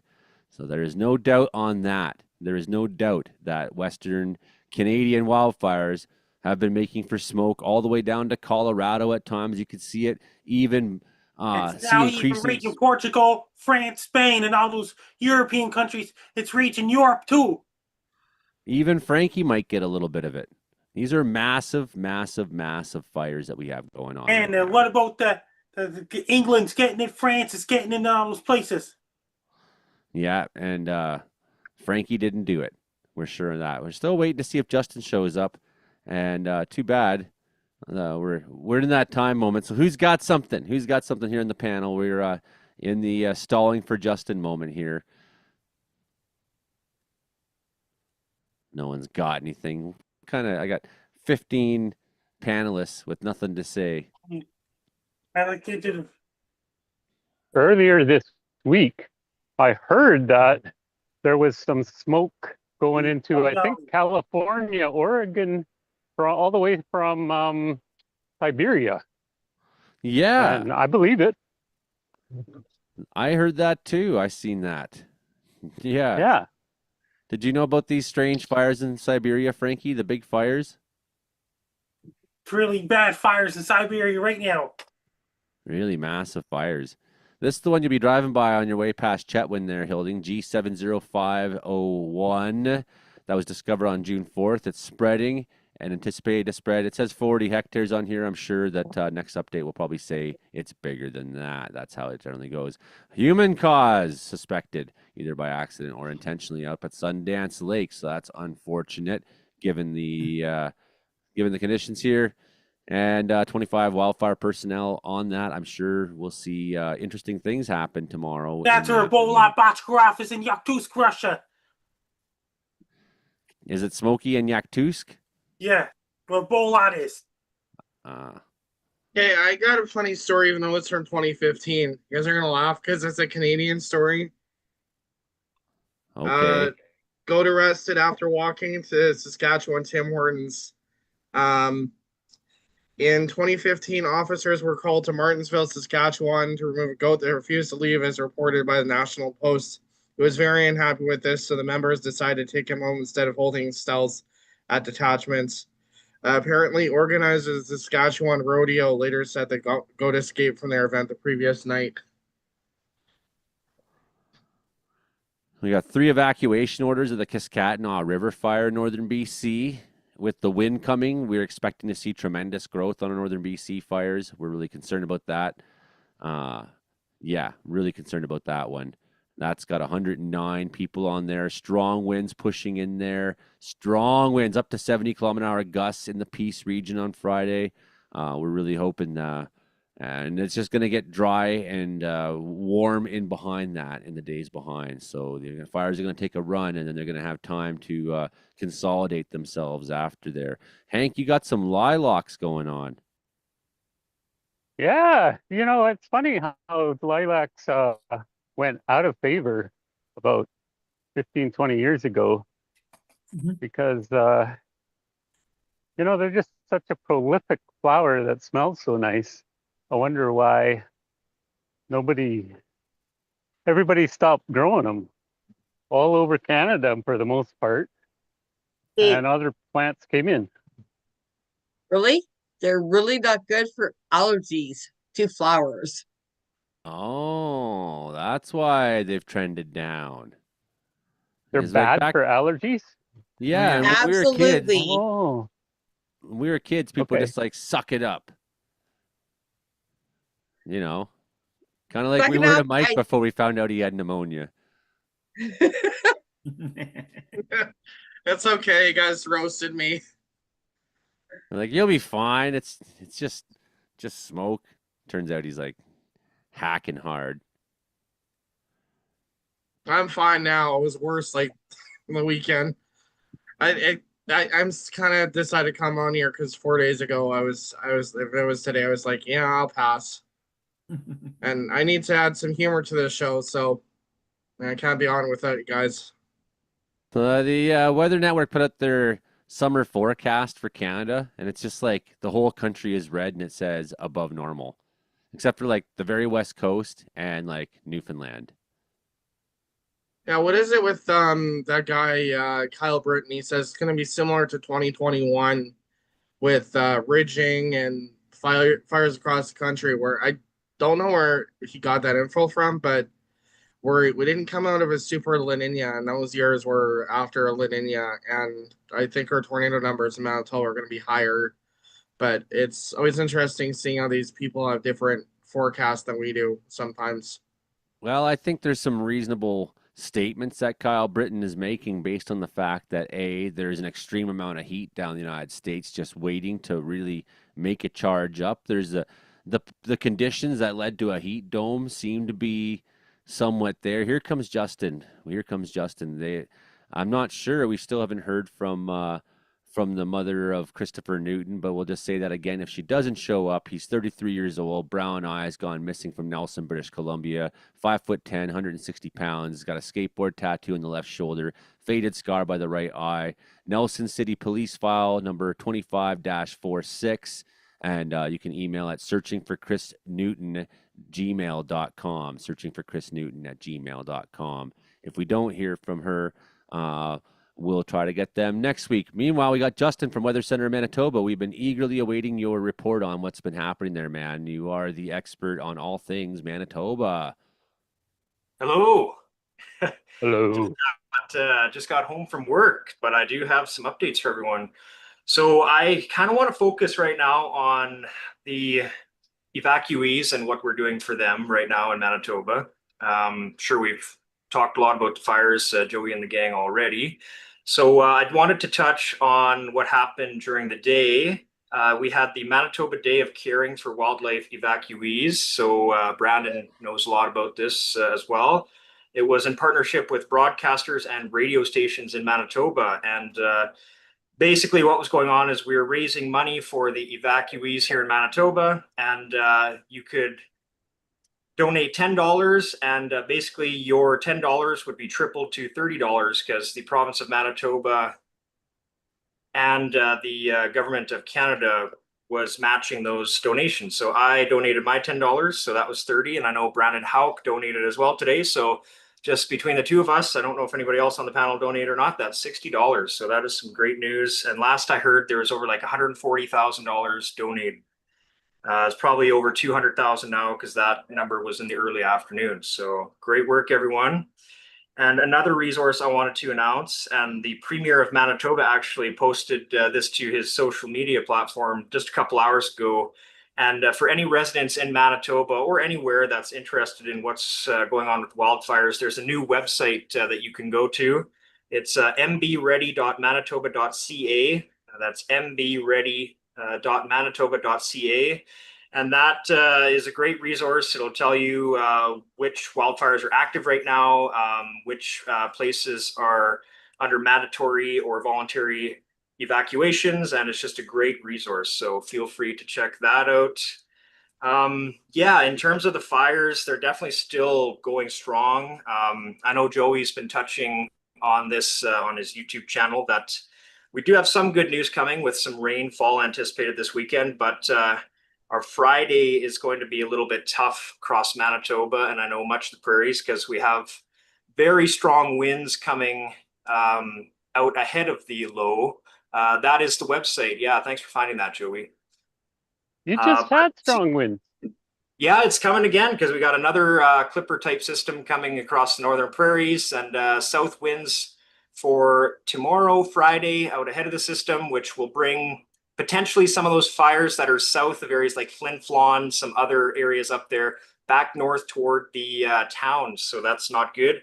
But then as the low pressure center moves in on Saturday, we do get some rain. The models are extremely varying in terms of how much. Could be anywhere from 5 millimeters to 50 millimeters of rain. But we don't want to focus too much on the amounts necessarily, but that there is going to be some rain on the way. So that is some good news. And then going into Sunday later this weekend, we have those winds again coming pretty strong out of the west-northwest behind the low pressure system, which hopefully we get enough rain to kind of douse some of those fires down enough that they won't become too problematic again later on the weekend, early next week, but that is not guaranteed. So that is kind of what I have as an update right now for you guys. Thanks for having me again. Yeah, glad you could make it. Glad you can make it. And thanks for letting me know about this brand new site. And here comes Krista. Justin, I just wanted to ask, can you still donate to that cause? I didn't know I could donate to it originally. Yes, you still can. You got another couple hours. I think it expires at midnight. So if you donate $10, you will get that donation bumped up to 30 for the Red Cross. So. Okay, thanks, Justin. And Yeah. Okay. Now it's time for Frankie videos. No, Frankie, I gotta go to this first. Okay, I'm sorry. So Christina's joining us, and we're gonna talk to her for a minute on the case of Christopher Newton, who's gone missing. Christina, welcome to the show. Can you fill us in on the story here? Sure. Can you hear me fine? We can. Good. Perfect. So I'm the mother of Christopher, as you see on the screen. My son went missing from Nelson in, well, we're saying August of 2024, but there's been some confusion. This is what always happens in a missing persons case where you're trying to establish the last known sighting. So the Nelson police are still working on that to define exactly when he was last seen. We do have witnesses that have come forward in Nelson that said that they saw him up to and including August of 2024. Christopher is a diagnosed schizophrenic. He ran his own business, very successful growing up, graduated with honors, can speak fluent French, was a sponsored skateboarder, captain of his hockey team, right up until he finished hockey when he was 17 years old. And then we had a few events happen in our lives. My mom was diagnosed with cancer. She moved in with us. And when she passed away, that's when we started to see some changes in Christopher. I originally thought that it was drugs. He kept telling us that it wasn't drugs. I go to find out later. So let me back up. There's a lot of barriers once your child turns 19, I think it is in BC, 18 in Alberta, where privacy laws prohibit you from being involved in your loved one's care if they're an adult, unless they give you permission. With schizophrenia, and I apologize, I forget the name, but they don't believe that there's anything wrong with them. So it was always really difficult for me to talk to any doctors or actually find out what was truly going on with him. And it wasn't until years later when he was appearing in court when there was an ordered evaluation where I was brought into the situation where a psychiatrist called me and said, Christopher carries a gene.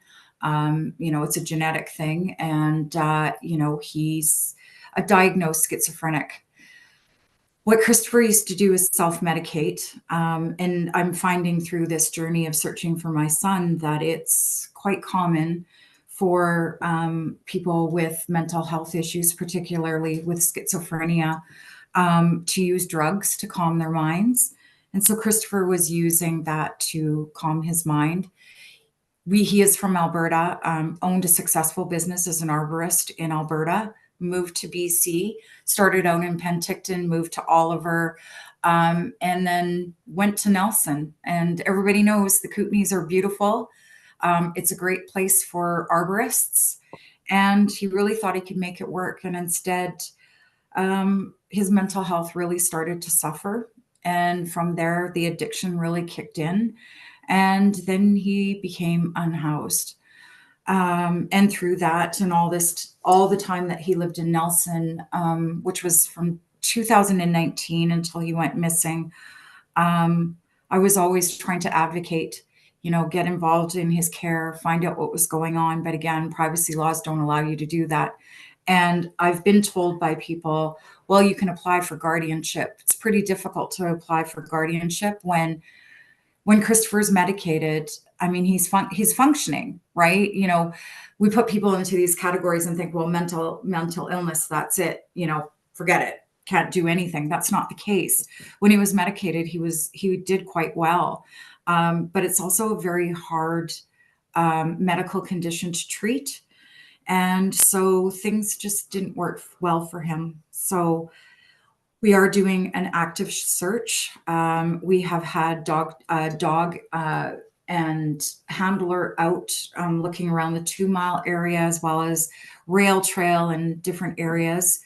that turned out with nothing. And so right now we're just, as many platforms that will listen to us, we're trying to get his name out there, and hoping that if anybody's seen him, to please come forward. I do have some information if you'd like me to give it on where people can reach out. We also have a Facebook page that we post a lot of stories about Christopher. I'm really trying to break down the stigma of addiction, mental health. We are in a massive epidemic, as we all know, around toxic drugs.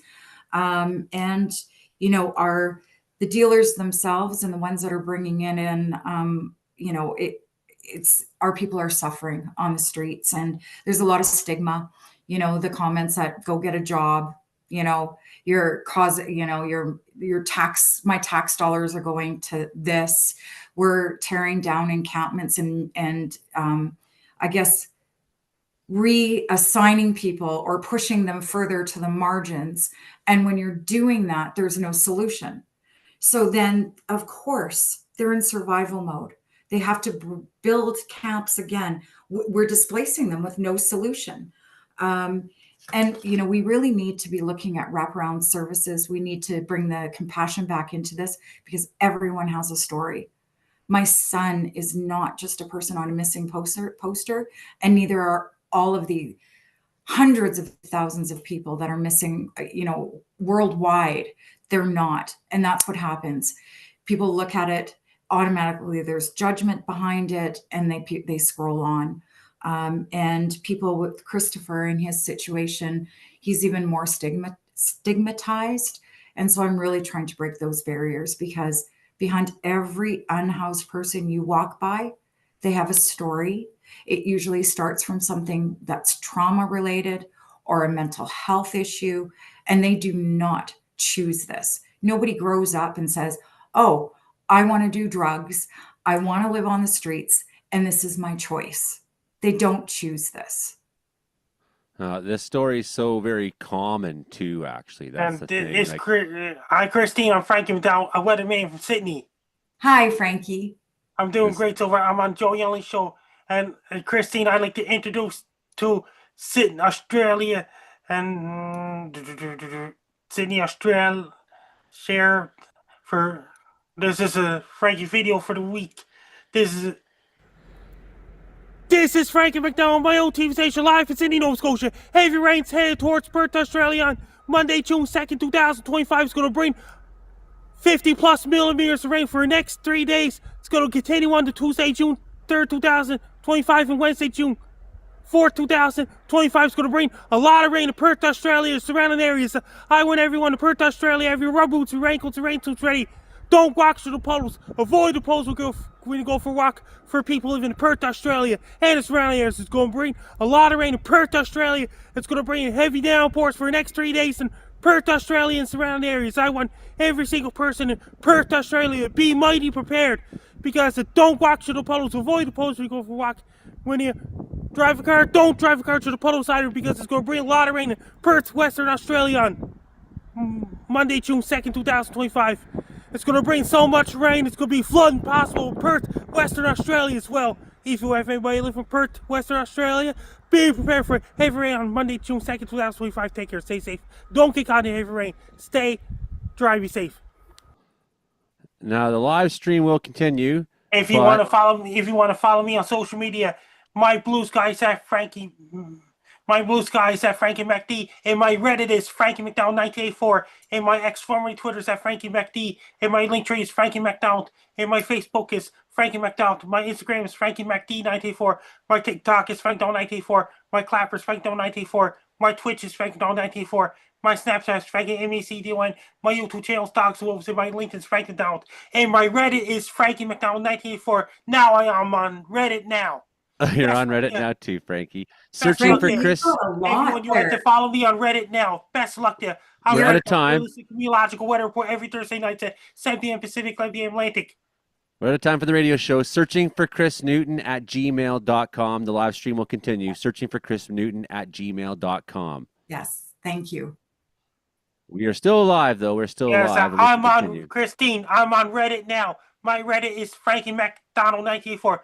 Reddit is not a social media. Yes, I know. Reddit is a great place, though. Are you? I'm Joey, on Reddit now too. does that go into your comments so that we can pick this up? Because you named off a lot of places, but I'd absolutely love to follow you, Frankie. Yes. Thank Yeah, you. he's findable. You hit Google and you're gonna find Frankie McDonald. He's out there. Okay. Well, okay, that's good. That's what I'll do. That's my Reddit. So Can I say what I was something? saying too, Christine, is that it's a really common story. Like my mom worked in with developmental disabilities for my entire life. Like it was always around me, and she retired 2 years ago. But we've all had these stories of friends we had who grew up and like, they were normal. Then suddenly they just lost their shit. Yeah. And Hey, one of my Kirsty, friends, that- Anton, here's my went Reddit missing for 2 years, and they found him like barefoot wandering around in like the fucking jungle in El Yeah. Salvador or somewhere. Yeah. Like he Wow. walked to South America. I know it's and that's the thing about even with Christopher. Hey, Joey and the guys, you got the link from. I sent you a link to Comedeorological Zoom chat on my link to Reddit. Thank Okay, you. I see it there. I see it there, Frankie. Yeah, so Anton, he walked to South America.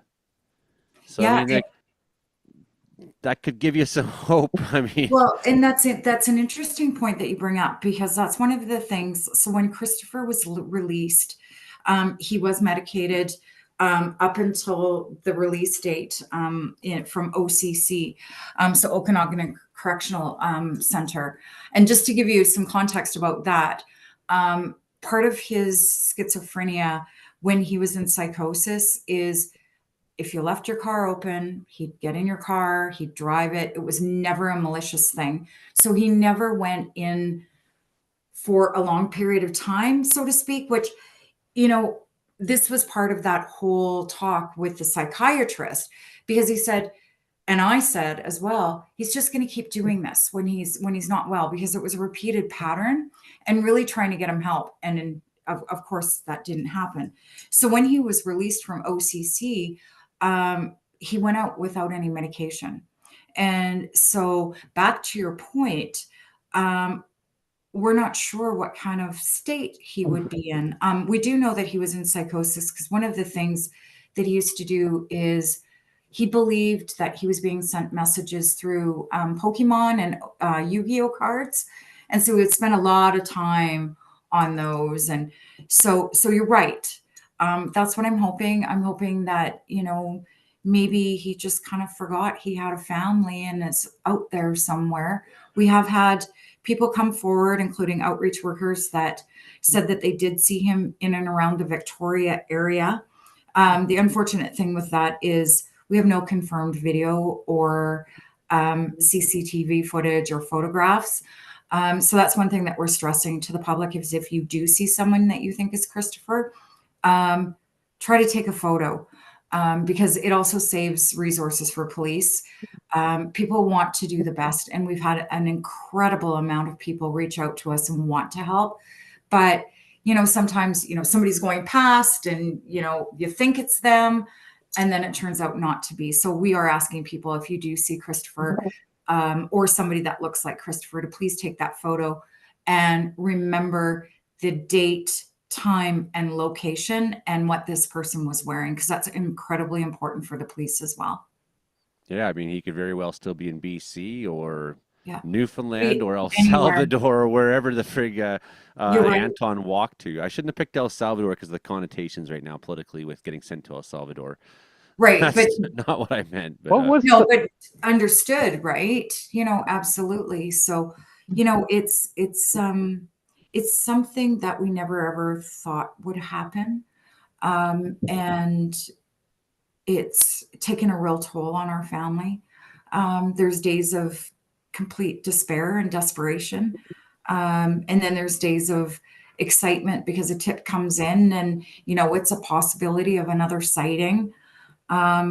The community has been fast and fantastic following us in terms of Facebook, families reaching out. People have driven, 2 and 3 hours to say, hey, I'm going to go walk in Victoria. I'm going to hand out posters. People on their road trips are putting up posters on and sending us pictures and saying, hey, you know what, we're doing this. We want to find Christopher too. And I believe it's important to, again, like I said earlier, really look at the people behind those missing posters, or look at the people as you're walking down the street and you see these encampments, or you see people struggling because they have a story. I mean, my son, when he walked across that stage with honors, or when he became a sponsored skateboarder or a very young, successful arborist, I never thought we'd be in this situation, and I don't think he did either.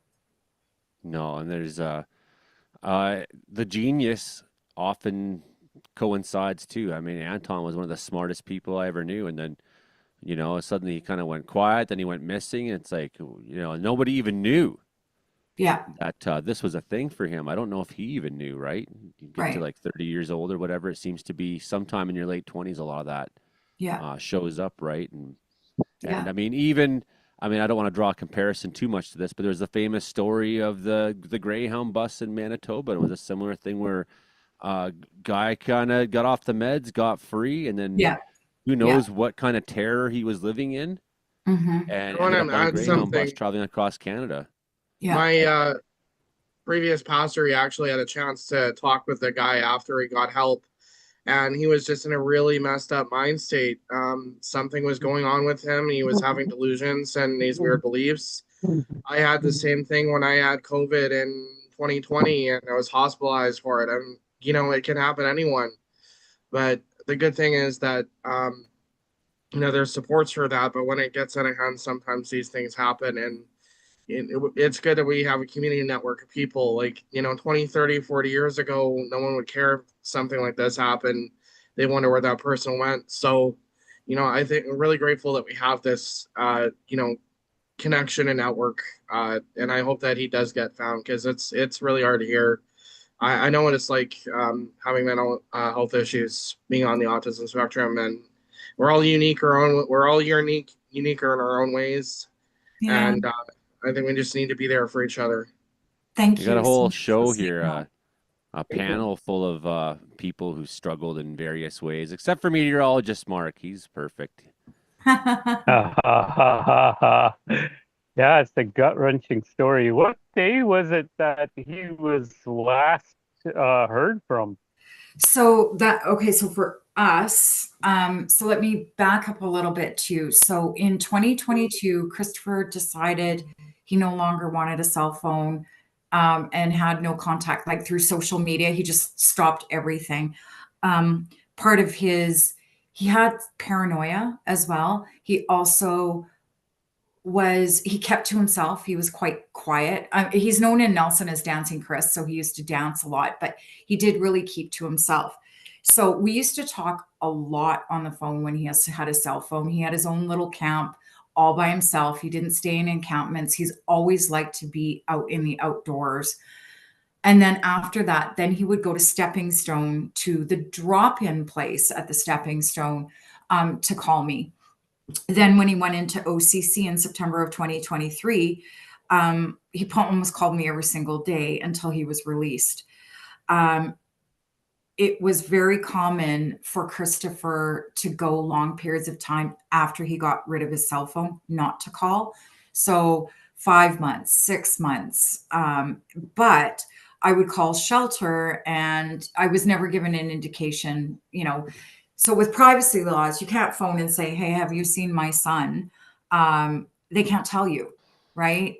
And so with that being said, of course, I had no indication or feeling that he wasn't around, until Christmas.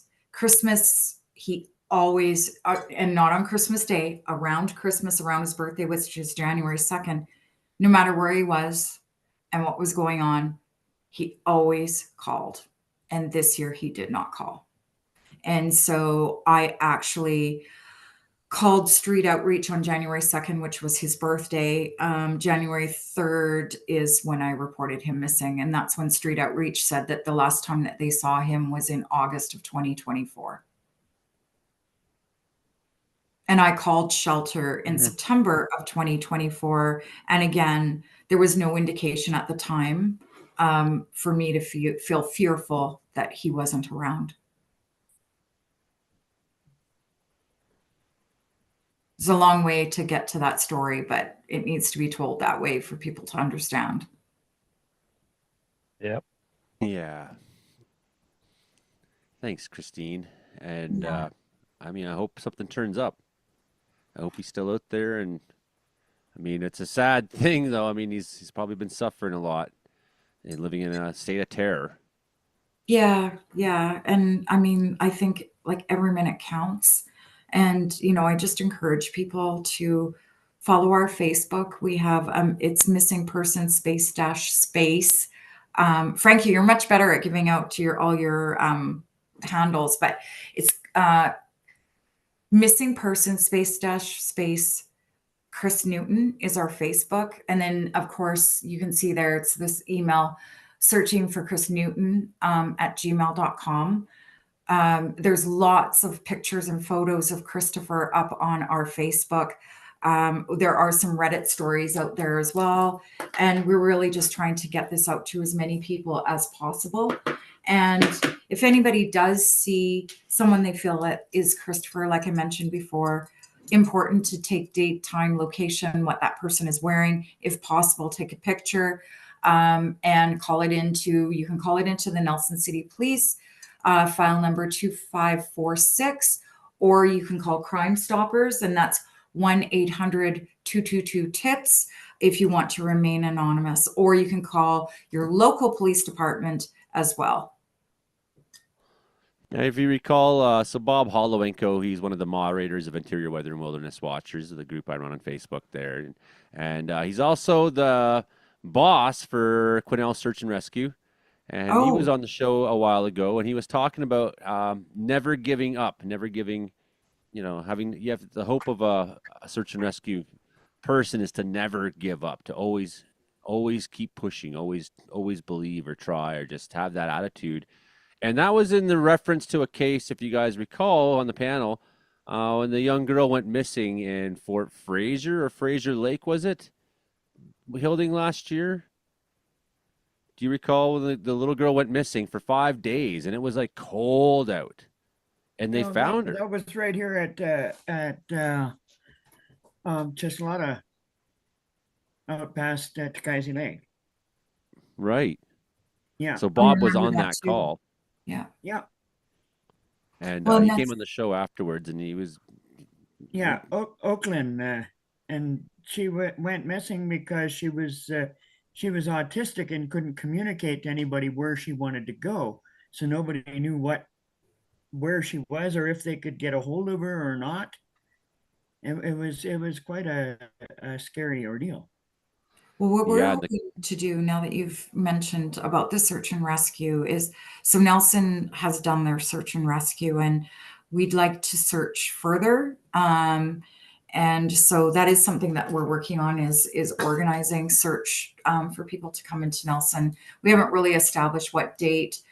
Definitely, we need a SAR team, people that are experts to be able to help us grid things out and map things out that way. But we just feel like there's a lot of places to cover in that area. And because Christopher did like to stay alone and camp on his own, that, even in talking with a retired police officer, he was saying sometimes what he's seen in the past is, if somebody has an encampment or a tent where they're by themselves torn down, they will go deeper so that, the chances of their camp being torn down again is less likely. So, we really want to search a little bit more around Nelson, just to make sure that we haven't missed anything. Yeah. You're hoping the other options are how it turns out. You're right.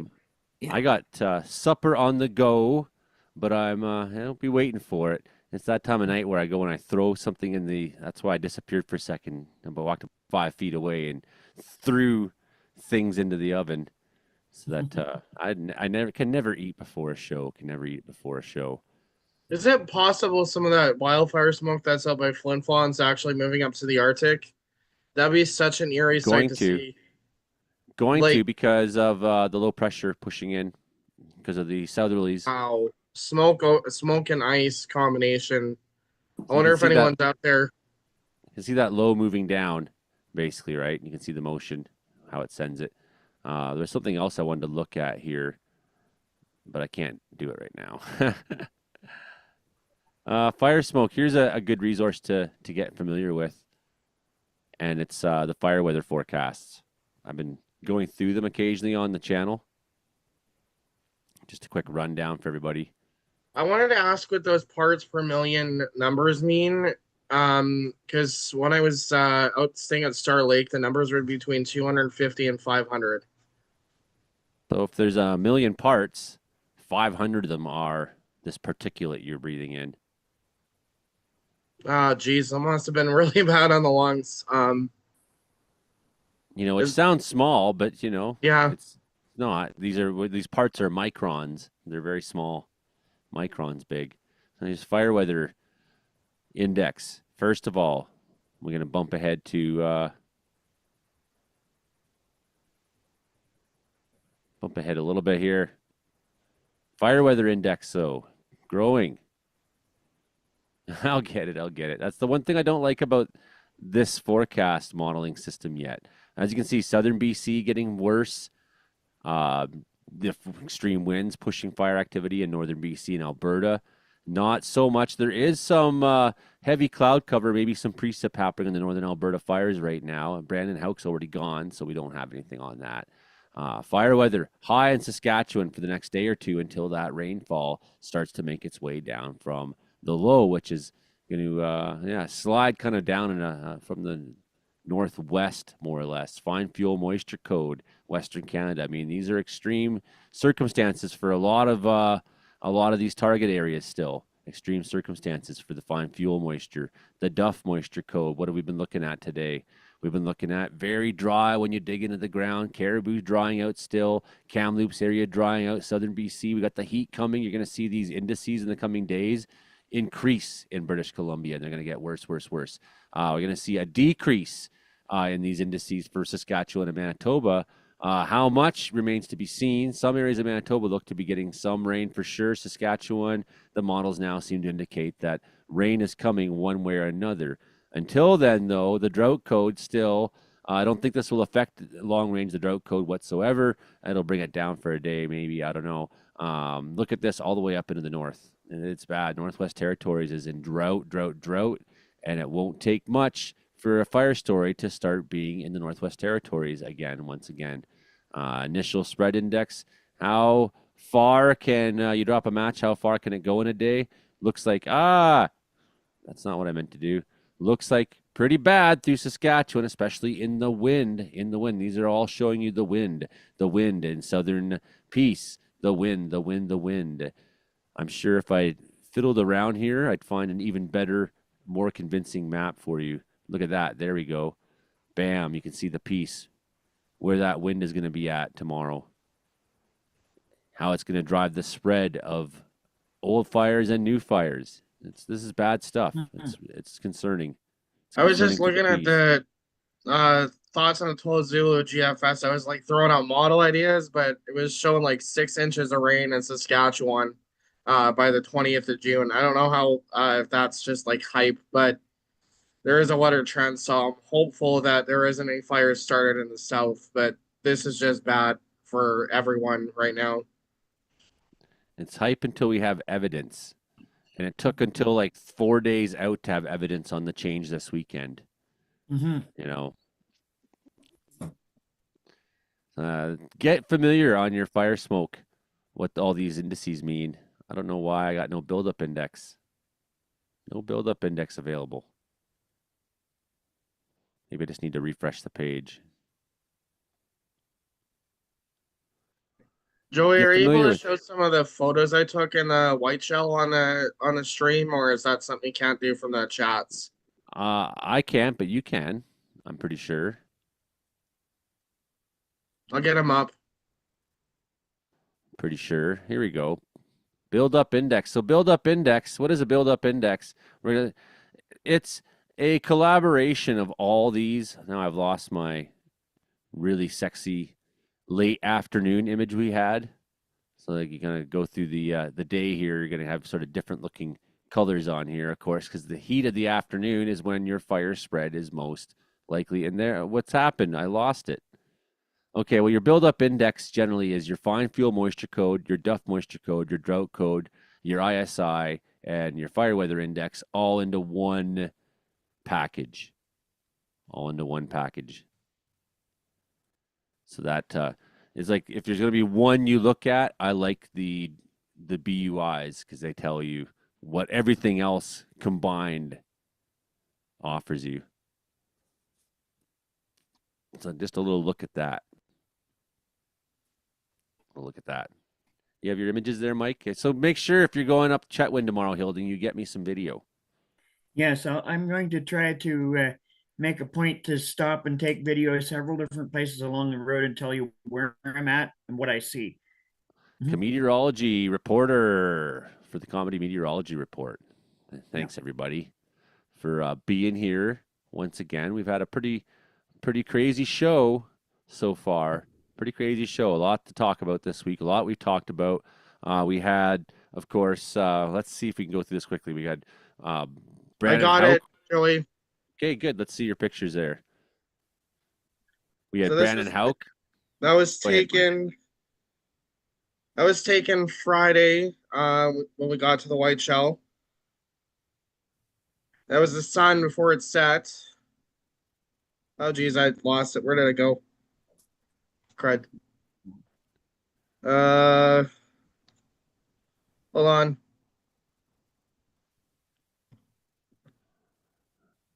Okay, got it. So that was the air quality the nights they were there. That's bad. Yeah. And then that was today, taken today in my backyard. And that's tonight here in the city. Still pretty bad. Yeah, that is bad. Yeah. Yeah, anytime that's making your sun colorful. I remember I used to love those sunsets in Ontario. People would be like, wow, what a beautiful sunset. Especially because you know how smoggy everything was in the 90s, right? And before that. You know, like, because they had the coal powered plants going on still back then. Like, oh, look at the beautiful sunset. People be like, yeah, it's that photochemical smog. Makes for a wonderful picture.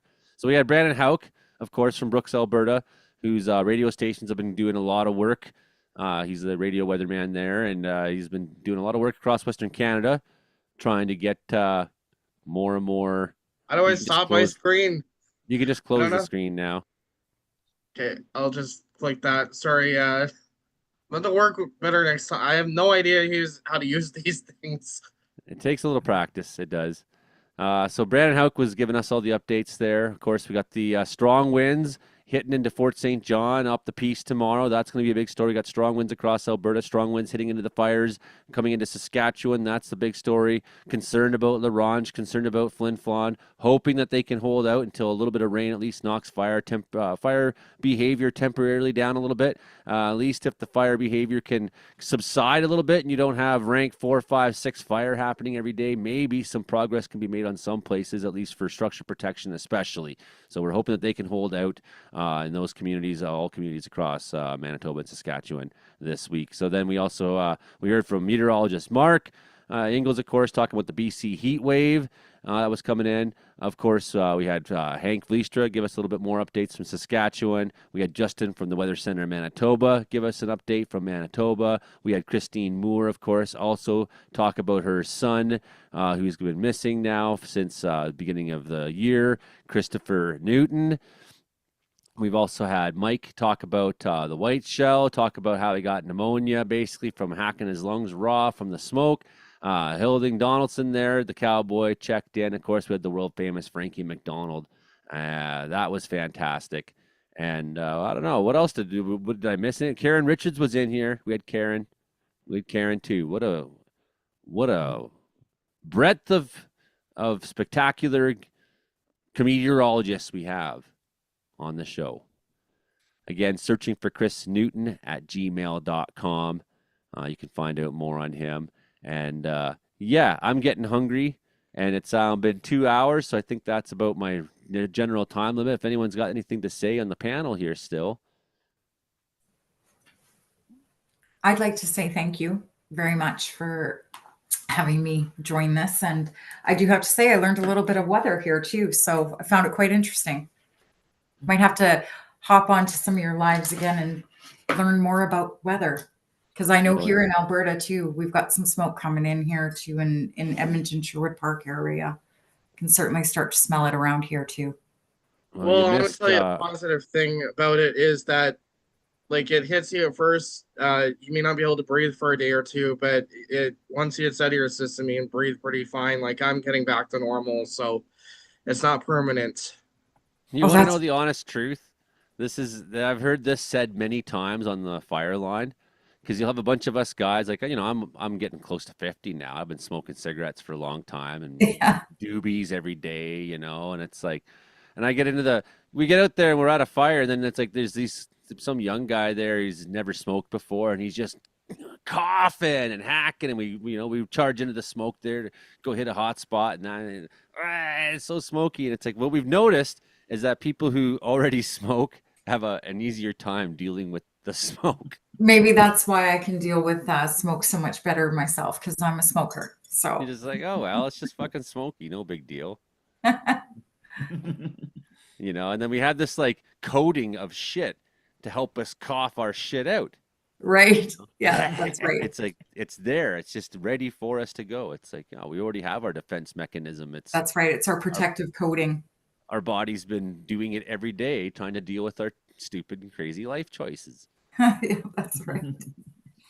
Right. So that's my advice. That's why so many wildland firefighters are smokers, I think. Like people like, you smoke and you're a firefighter. It's like, yeah, once you get that much smoke in a season, it doesn't matter. It doesn't matter anymore. Yeah. Yeah.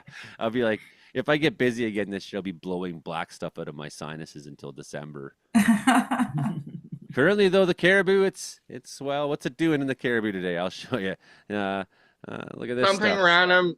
iOS 26 is coming out this week. They're jumping from iOS 19 to 26. I don't know what their logic is, but I just thought I'd share something funny.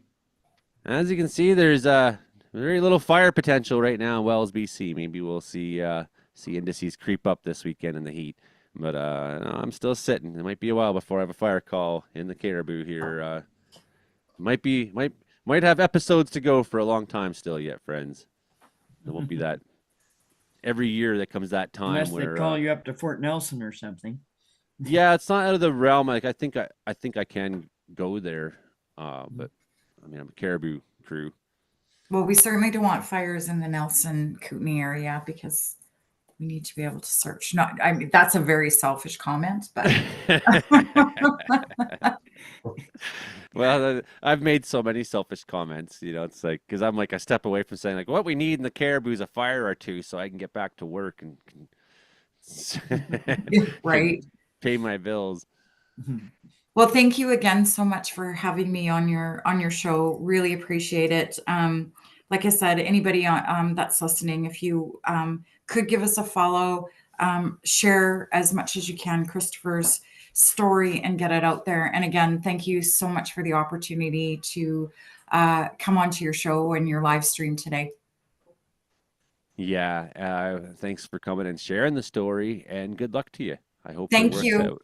All right. I really do. All right. Bye, all. Yeah, I think that's time. I think that's time. Everybody out there, hit like, share, subscribe. I appreciate all the support for the channel. Thanks to the donations there earlier on. Carly, thanks very much. Appreciate that. Gamma Rocks, thank you very much there.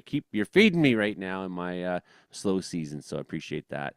All the likes, shares, and subscribes, and all the people who've donated this computer. There's like so much of my empire I owe to the people out there who support me. So I'm thankful every day that I get to be your weatherman. I guess that's the show, everybody. They're gone, Hilding. Finally we got rid of them. Let's talk about farming. No, I'm out. I gotta go eat. I'm hungry. Yeah, have a good one, Joey, and I'll keep you updated as much as I can on this trip. Sounds good. Love you, buddy. We'll talk to you soon. Yeah. Catch you again next week.